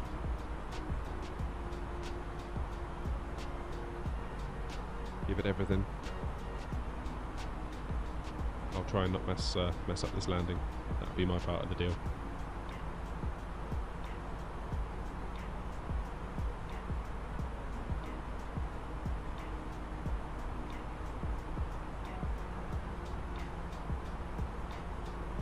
We're going to start our descent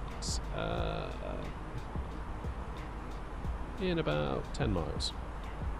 10 or 20 miles. So, any minute, basically.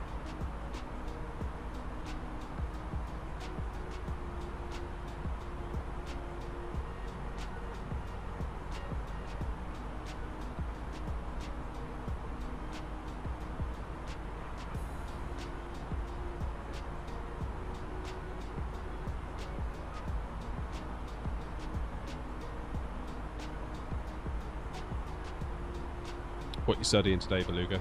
What's on the cards?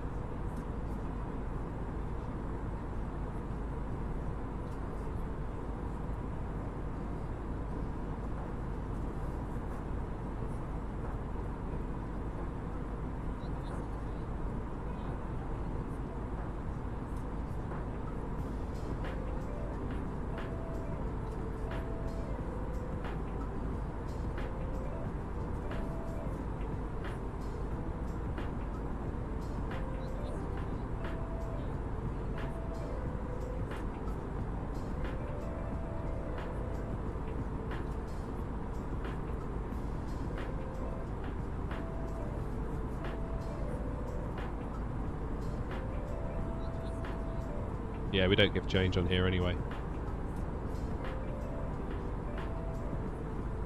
It's a lovely gesture, Harry, but you won't get any change. Right. Let's go down to 10.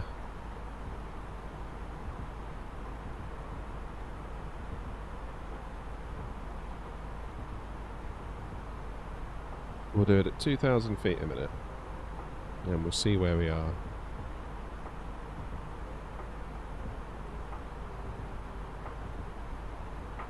But given that we've got this outrageous headwind, I think we should easily be able to achieve 2,000 feet per minute and keep our speeds well under control.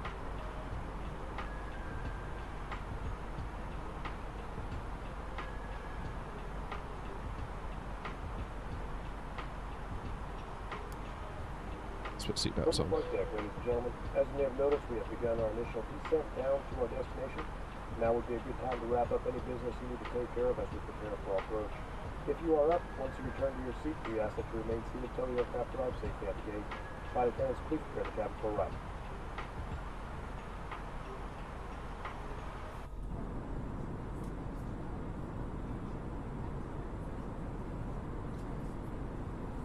Yeah, exactly, Wes, and we accept the change. We don't give it out.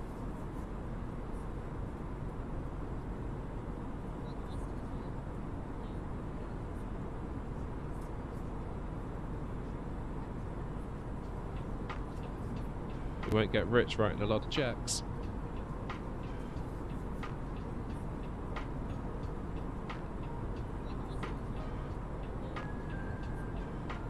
Yeah, Harry, we'll have to say you were the first officer off duty.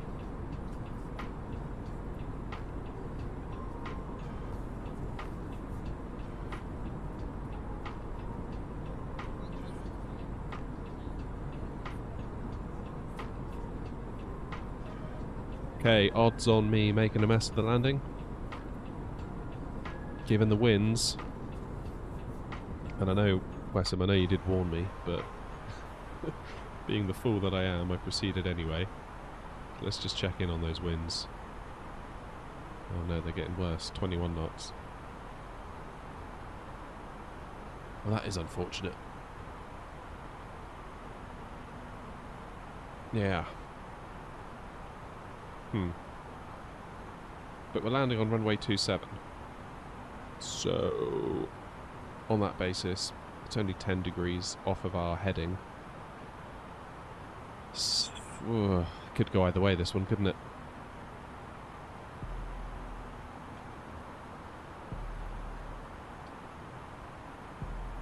Could go either way.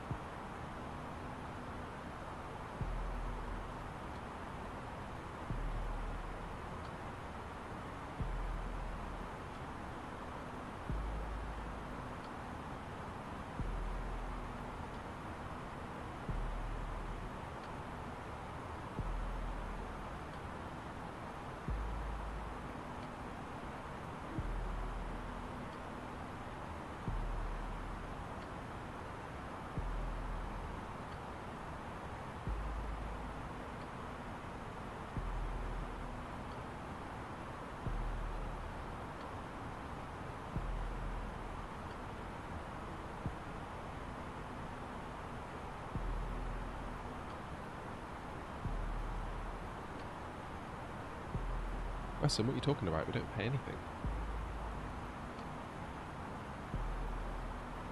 0.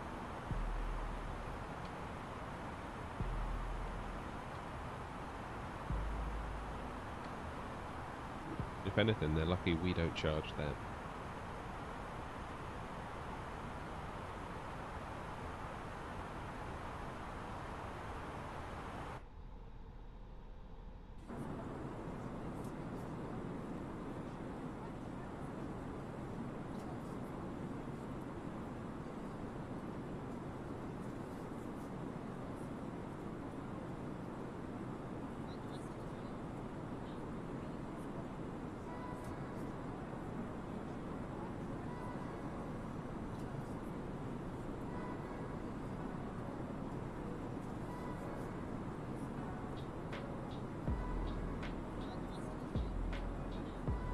Alright, so that's 10,000 feet wiped off of our cruising altitude.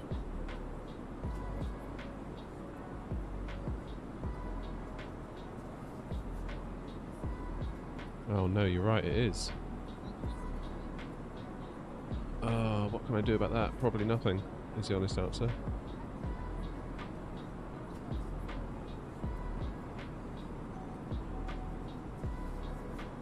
No, don't disconnect.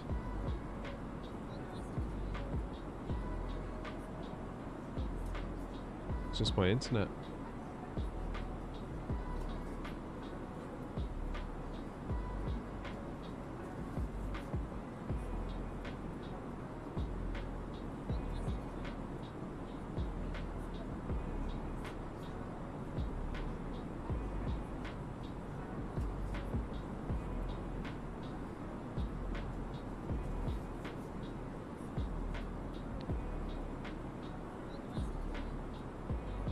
Not entirely sure how much I can do about that.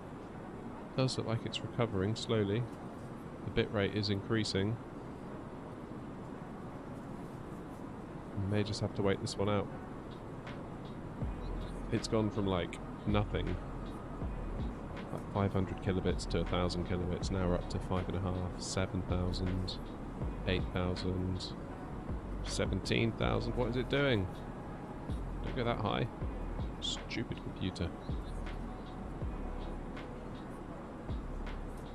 I don't know why, but it's now sending a crazy amount of bitrate to YouTube when I've capped it at 9,000.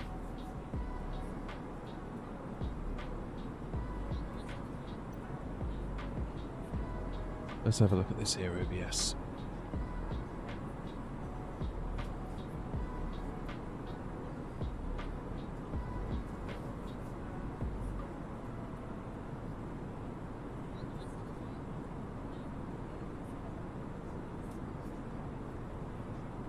Oh, Foot's in the chat. How you doing, Foot? Right, I think that should be better now. It's settled down to 9,000 kilobits, which is what I set my bitrate at. So hopefully that's all okay now, maybe, hopefully. It's one of those things where I feel completely powerless to do anything about it.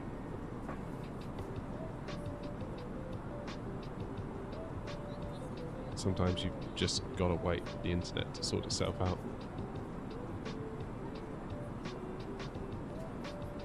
How are you, Foot? Are you okay?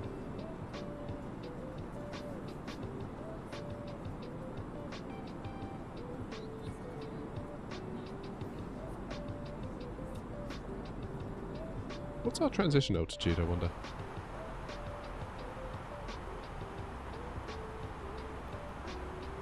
Da-da-da-da-da-da. 18,000? Really? That's coming up. What's local pressure? 1016. Oh, those winds are still the same, aren't they?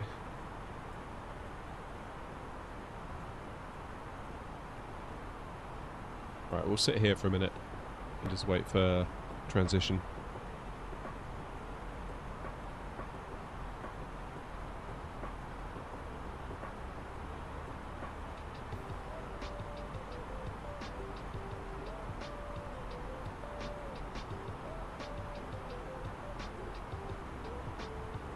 So believe it or not, the airport is only like 15 miles right in front of us, but not that we can see it. We're going to sort of go out on a bit of a jolly.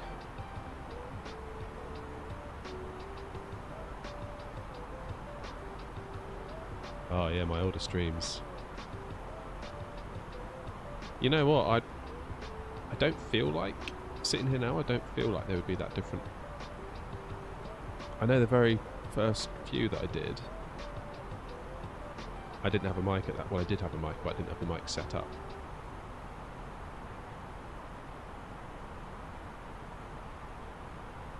There we go. 6. So, yeah, the first few streams I did were just basically no commentary.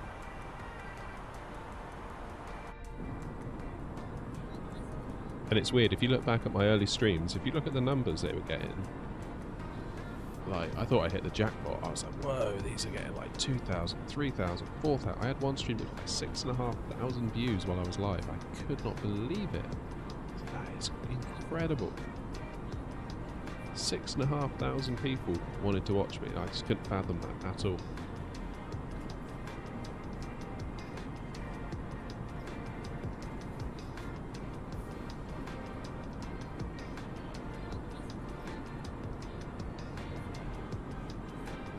But actually, if you were to look at the watch time on those streams, really low. We're talking like 40 seconds, the average viewer spent watching, which basically means they turned it on and went, oh, yeah, this isn't for me, turn it off. And over time, you can see the numbers per stream getting lower and lower and lower and lower and lower. Whereas if you look at a stream I do now, I might get 200-300 views. Maybe 160, 170. But each person, on average, is staying for way longer. way longer. So it's almost like YouTube was trying to work out who is actually into this stuff and who should we be giving it to. So it cast a wide net first and then gradually scaled that back. That's what I assume it did.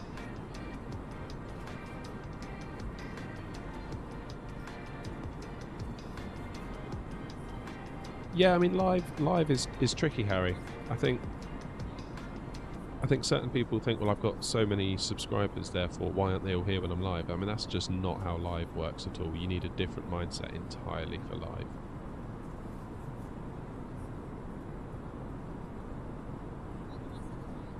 I mean, it's been going up and down. Like today, it's been going up between here and 10 viewers, which again doesn't sound like much, but that is 10 people all simultaneously deciding to watch this while it's live.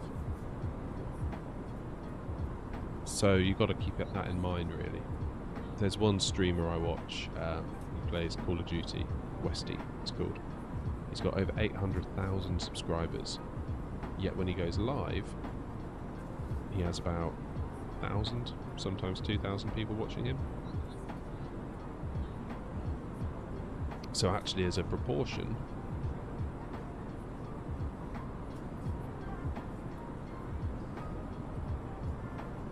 that's a very small number of his subs that decide to watch him when he's live.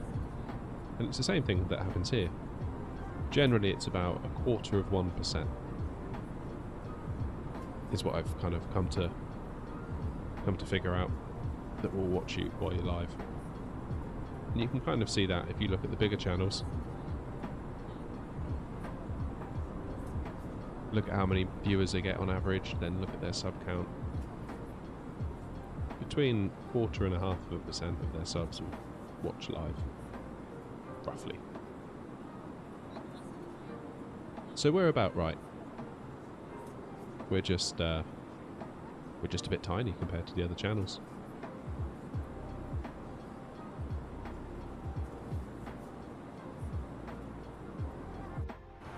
Right, here we go then.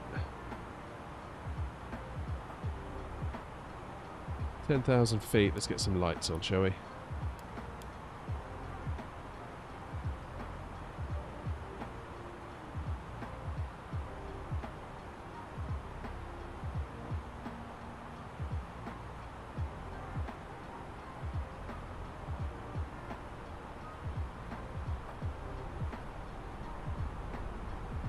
Still above the cloud at 10,000.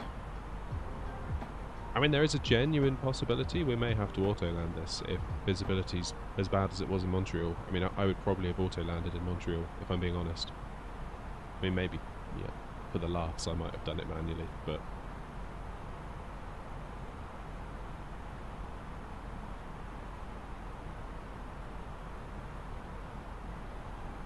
Indy's back, Foot's in the chat, party started now.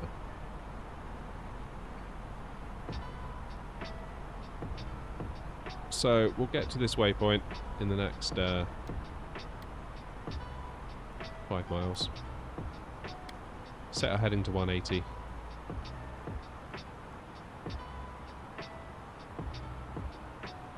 And we'll see what we can see.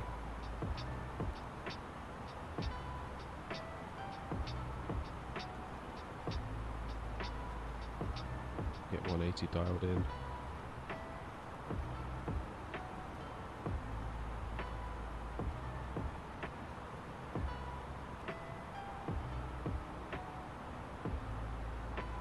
Go, and we will start a nice easy descent down to 5,000 feet.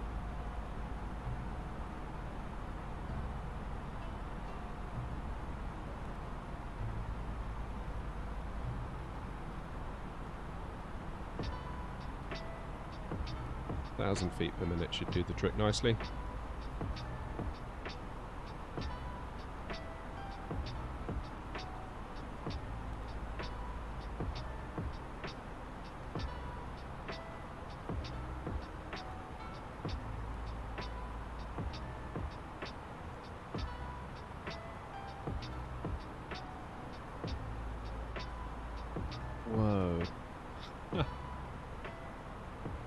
our track versus... Yeah, we don't want to be doing that.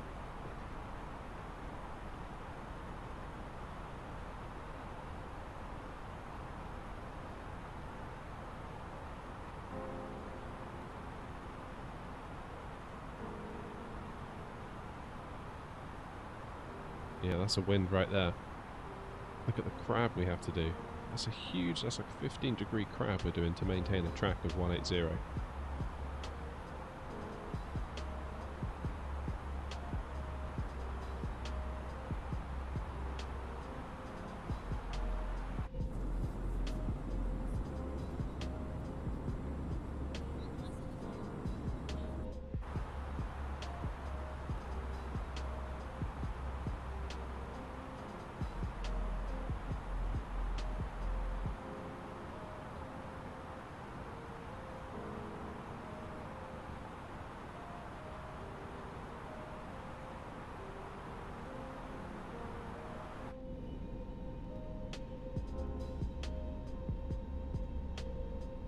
Yeah, it is tricky with the bigger streamers, Harry. The chat can be a bit busy. I think as long as you're on it as kind of the host.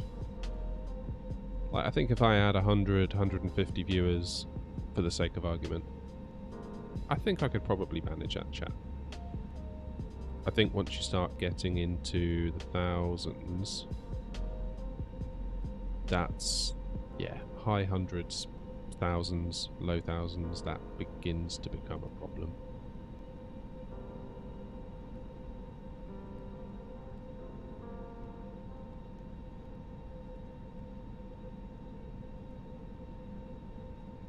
It definitely makes streaming easier if you've got an active chat, so in a way you kind of need it.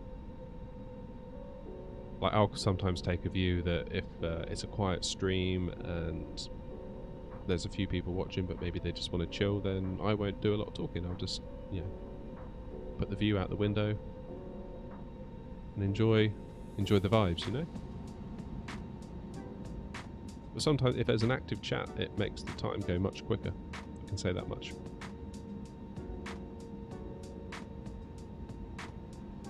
Right, into the clouds we go.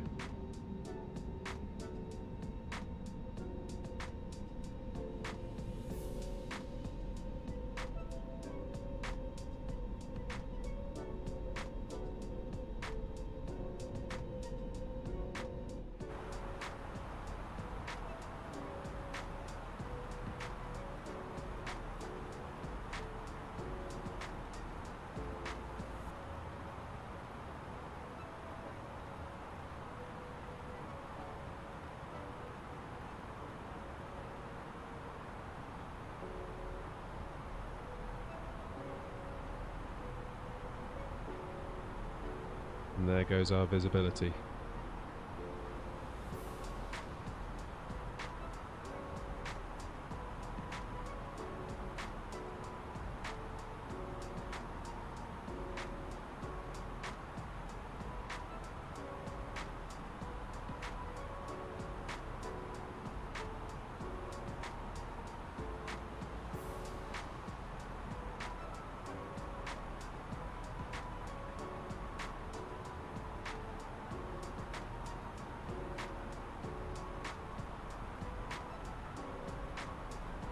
Alright, heading 090, that'll bring us along parallel with the runway.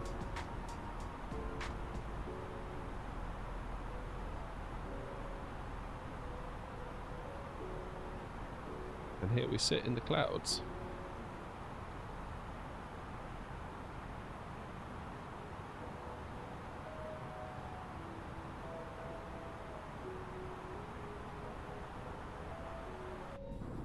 Yep, there's absolutely nothing to see, is there?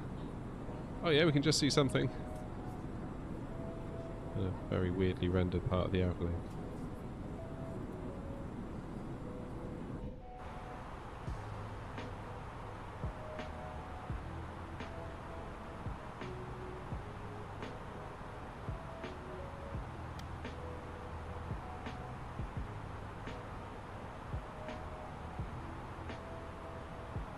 Well, this sightseeing tour did not go well, did it? Thwarted by a cloud cover.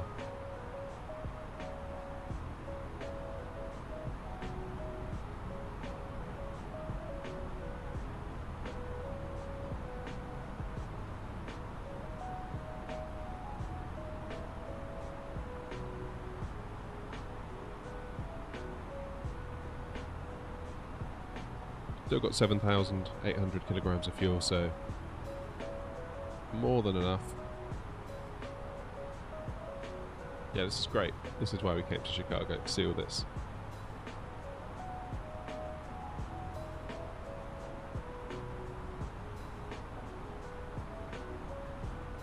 Definitely should have taken that shortcut, shouldn't we? Bird Sky Airlines. No, never. Should I have?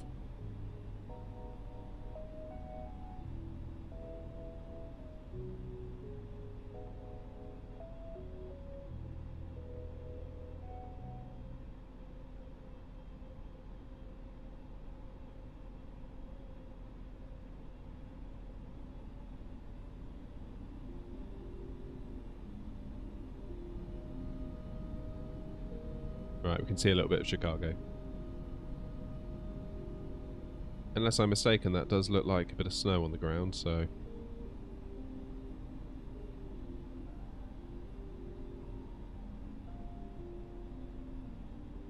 On that basis, I'm thinking auto brake low. And rely more on the reversers to keep the risk of skid to a minimum.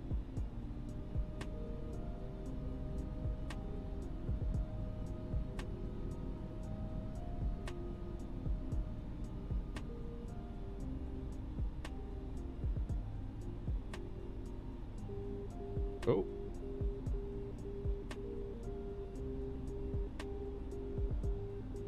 Different colour cloud.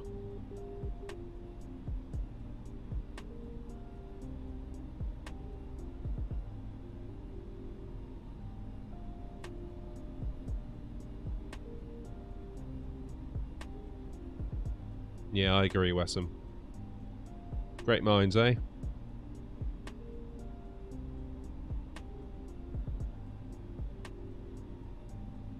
Okay, so we're about 10 miles out from our turn. Then we'll see what's up.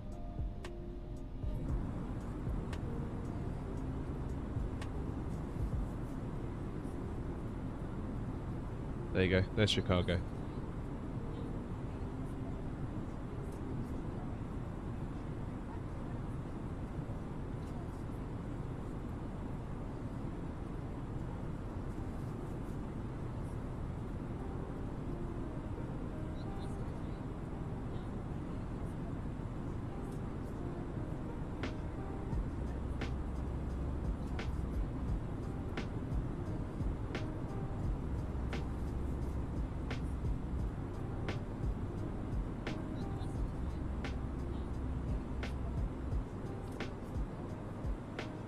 Yeah, got flaps one out.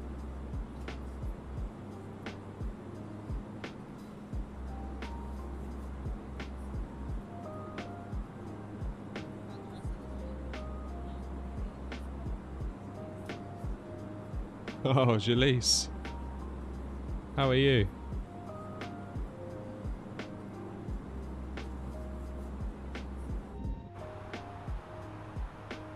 Right, let's see if we can get our ducks in a row here. So we'll go auto brake low, because unless I'm mistaken, it looks snowy on the ground, and it is 1 degree on the ground as well. Let's check in on wind.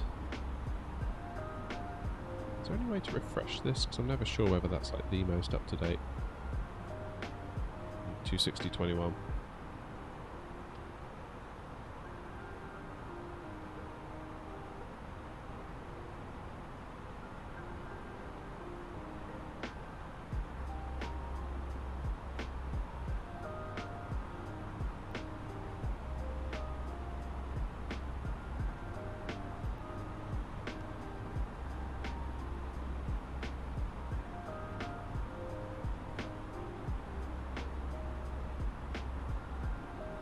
Alright, so we're going to get past this waypoint just a little, and we might do a temporary direct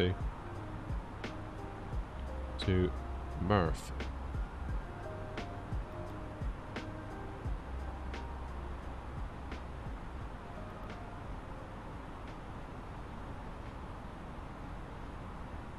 There we go.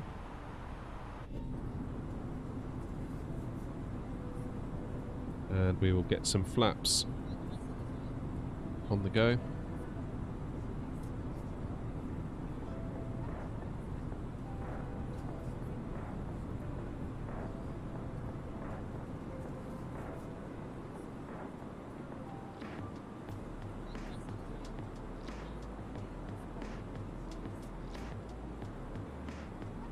Hey, look, we're over the water.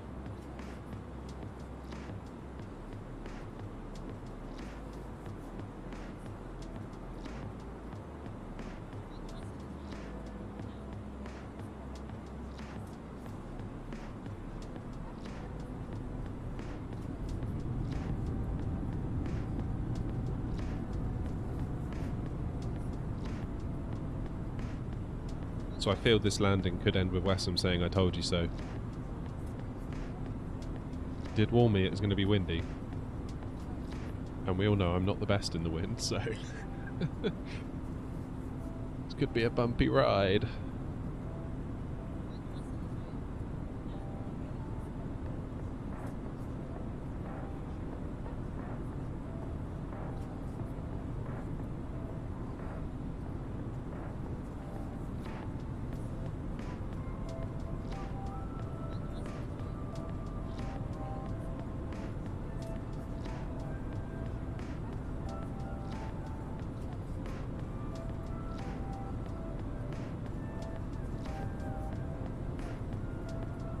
I don't know, Wessam, you saw what happened in Dublin the other day.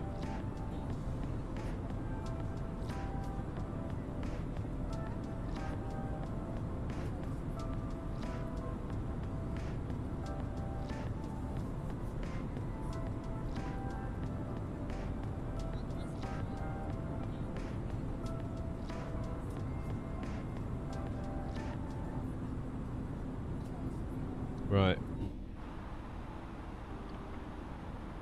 Let's get our landing system on. So we're above the glide slope, that's good.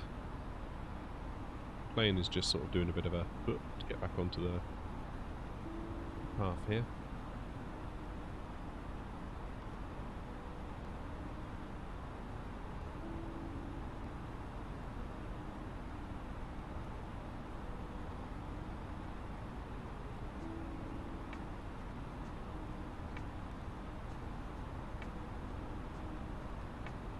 We will arm our speed brakes.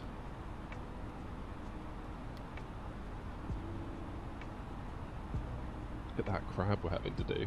Although 271, and we are landing on 270, so...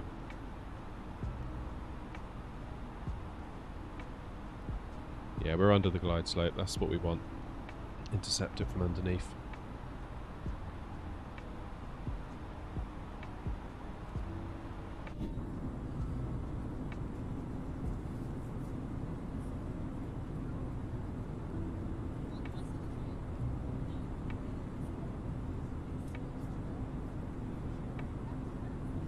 So I hope you all enjoyed our sightseeing tour of Chicago.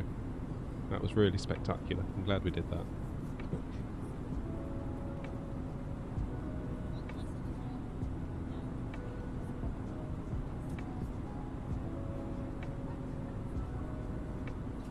Alright, turn coming up. Then we get down to business.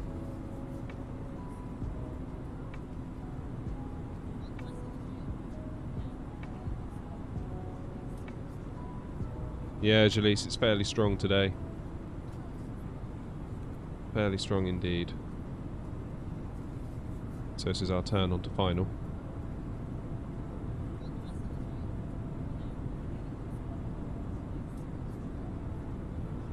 Snow seeing.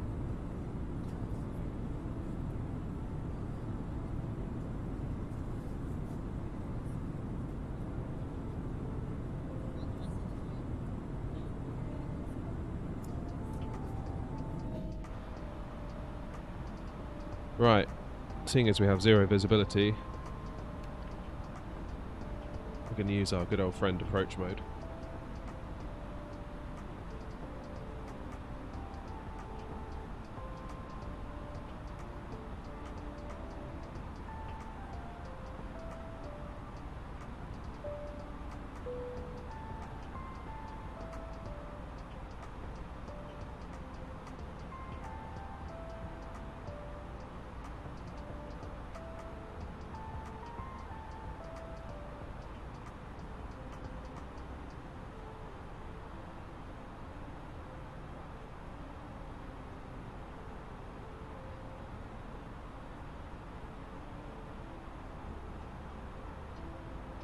there's just no visibility, is there? Hopefully it'll break.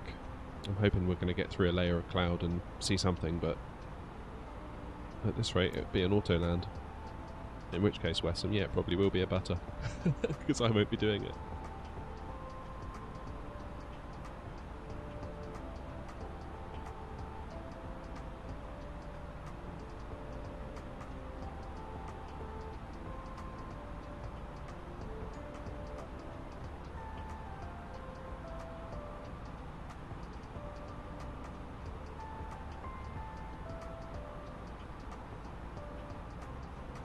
I just set them to 200 today, Wesson.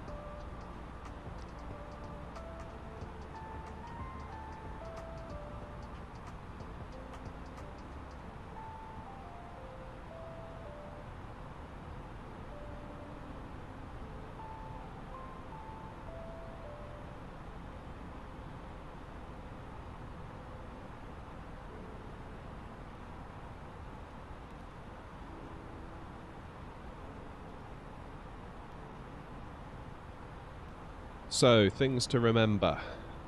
Auto brake low, make full use of reversers as risk of ice on the runway. Other things to think about. Oh, anti-ice. Ice detected.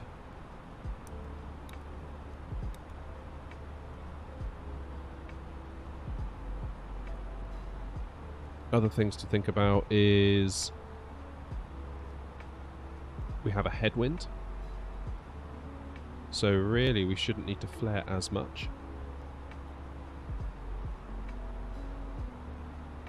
So I need to keep that in mind because I quite often overflare. That's just a bad habit of mine. 7.5 miles out.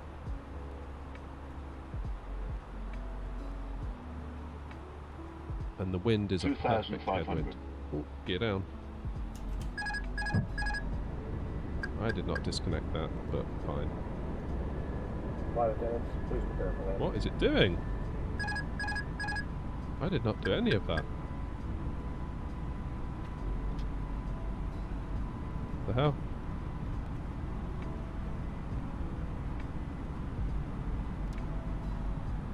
Why is it in toga lock? That does not make any sense. Okay, that was weird. I put the landing gear down and it just completely lost itself. That was really weird. Let's see if we can get some of this back. Huh! Have you seen the wind, Wesson?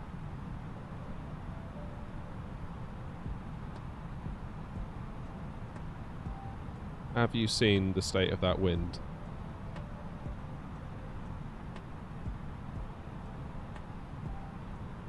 What is it playing at? Right. We're now back on profile. What is it doing now?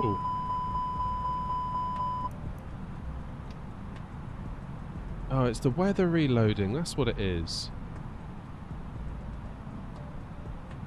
So it just went from a tailwind. No, it's gone straight back to a headwind. Oh, goodness. 1,000. That is very silly.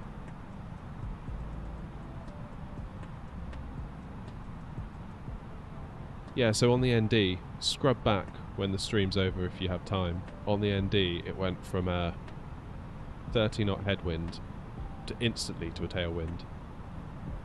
And then when I got that master caution just then, it was the wind flipping around on us again, going back to a headwind. So that's, I think that's just the sim bugging.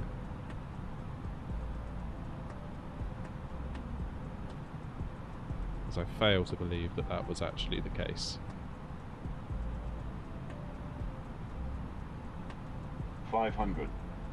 500. 500. 500. 500. 500. Guys, we're at 500. 500. Yeah, there it is again. 500. Say it again. 400. Oh, 400. So we've got to keep in mind with this aircraft, when it says 10, actually means 0. 400. 400. I feel like I'm being thrown around 300. like crazy here. The way the plane is bouncing.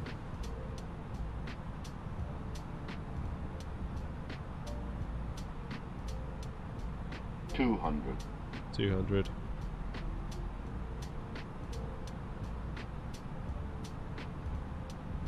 100. 50. 40. 30. 20. Retard. 10. There it is. Blimey, that wasn't without issue, was it?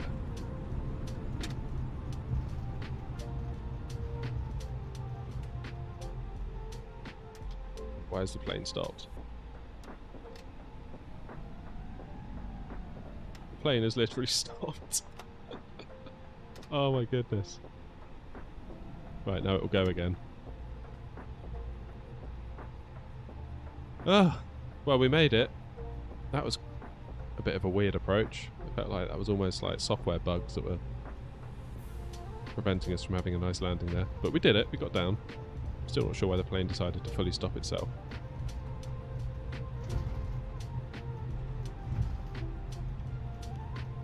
Right, where does one go? Over that side, I think.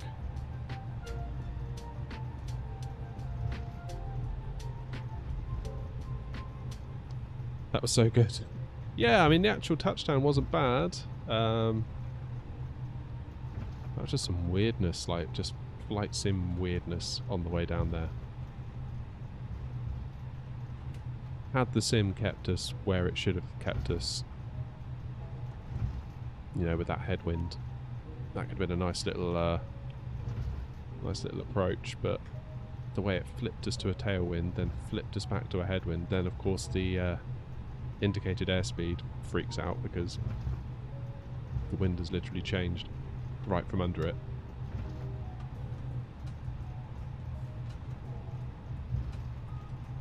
Yes, Harry, we had seatbelts on from, what was it? 10,000 feet, I think. Yeah, that was very bizarre, that. I think that was just basically the sim letting us down a little bit. But these things happen. These things happen. Alright, where do I go?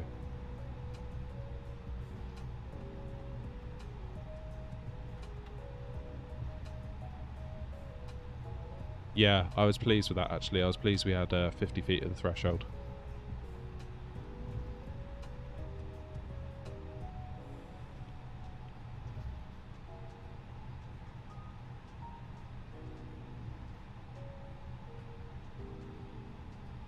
Not bad at all. Plus I barely had to flare the aircraft. It almost felt like we were kind of level, but the wind going over the wings was obviously giving us that lift that we needed.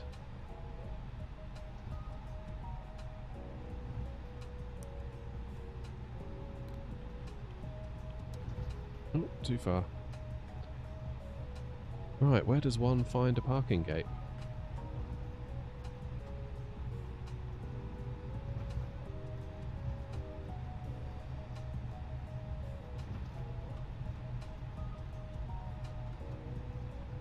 Let's head down there.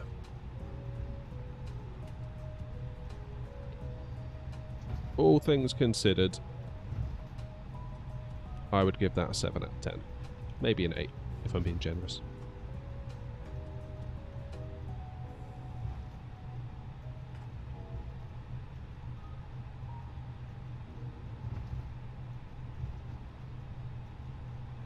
Sometimes you have to remember that this is just a piece of software and it can be weird, and I think we experienced all of that on the way down there.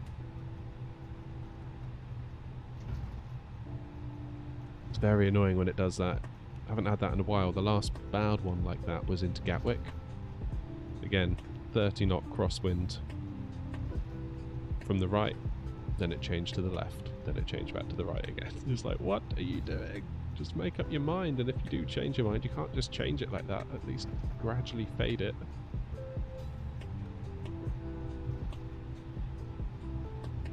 Still, it's nice to get out in this plane again. I don't know why it stopped us so dead on the runway. Like, it brought us to a complete halt. I don't know why it did that. I was there, like, trying to, you know, use the brakes on the rudder pedals to disable any kind of auto braking. That was very weird. Again, don't know.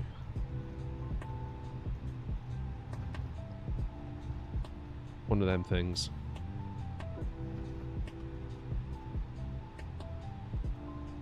Anyway, I'd like to thank you all for your company. Oh, why am I doing AP bleed? Don't actually need AP bleed, do I? Thank you for coming along for my little adventures.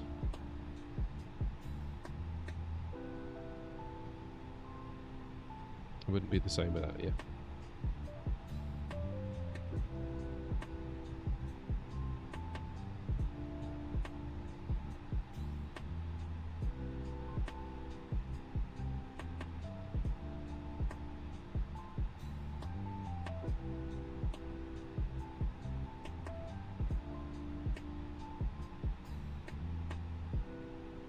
Let's just cut over here. It's getting late, I need to go to bed.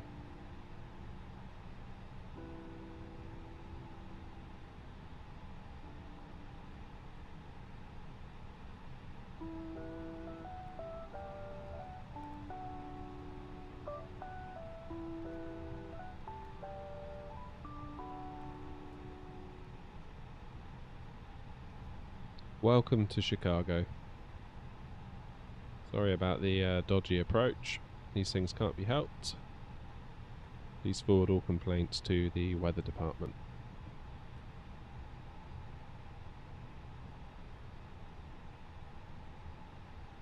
Parking brake on.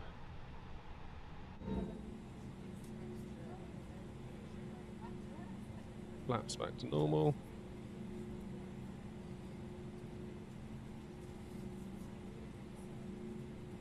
Engines off.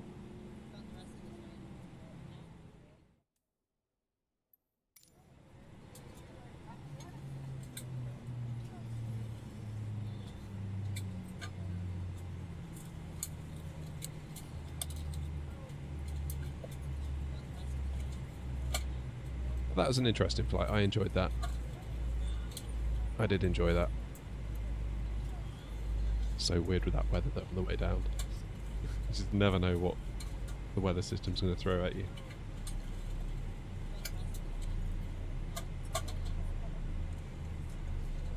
Thank you for flying Air Not Indeed. And I do hope you come back.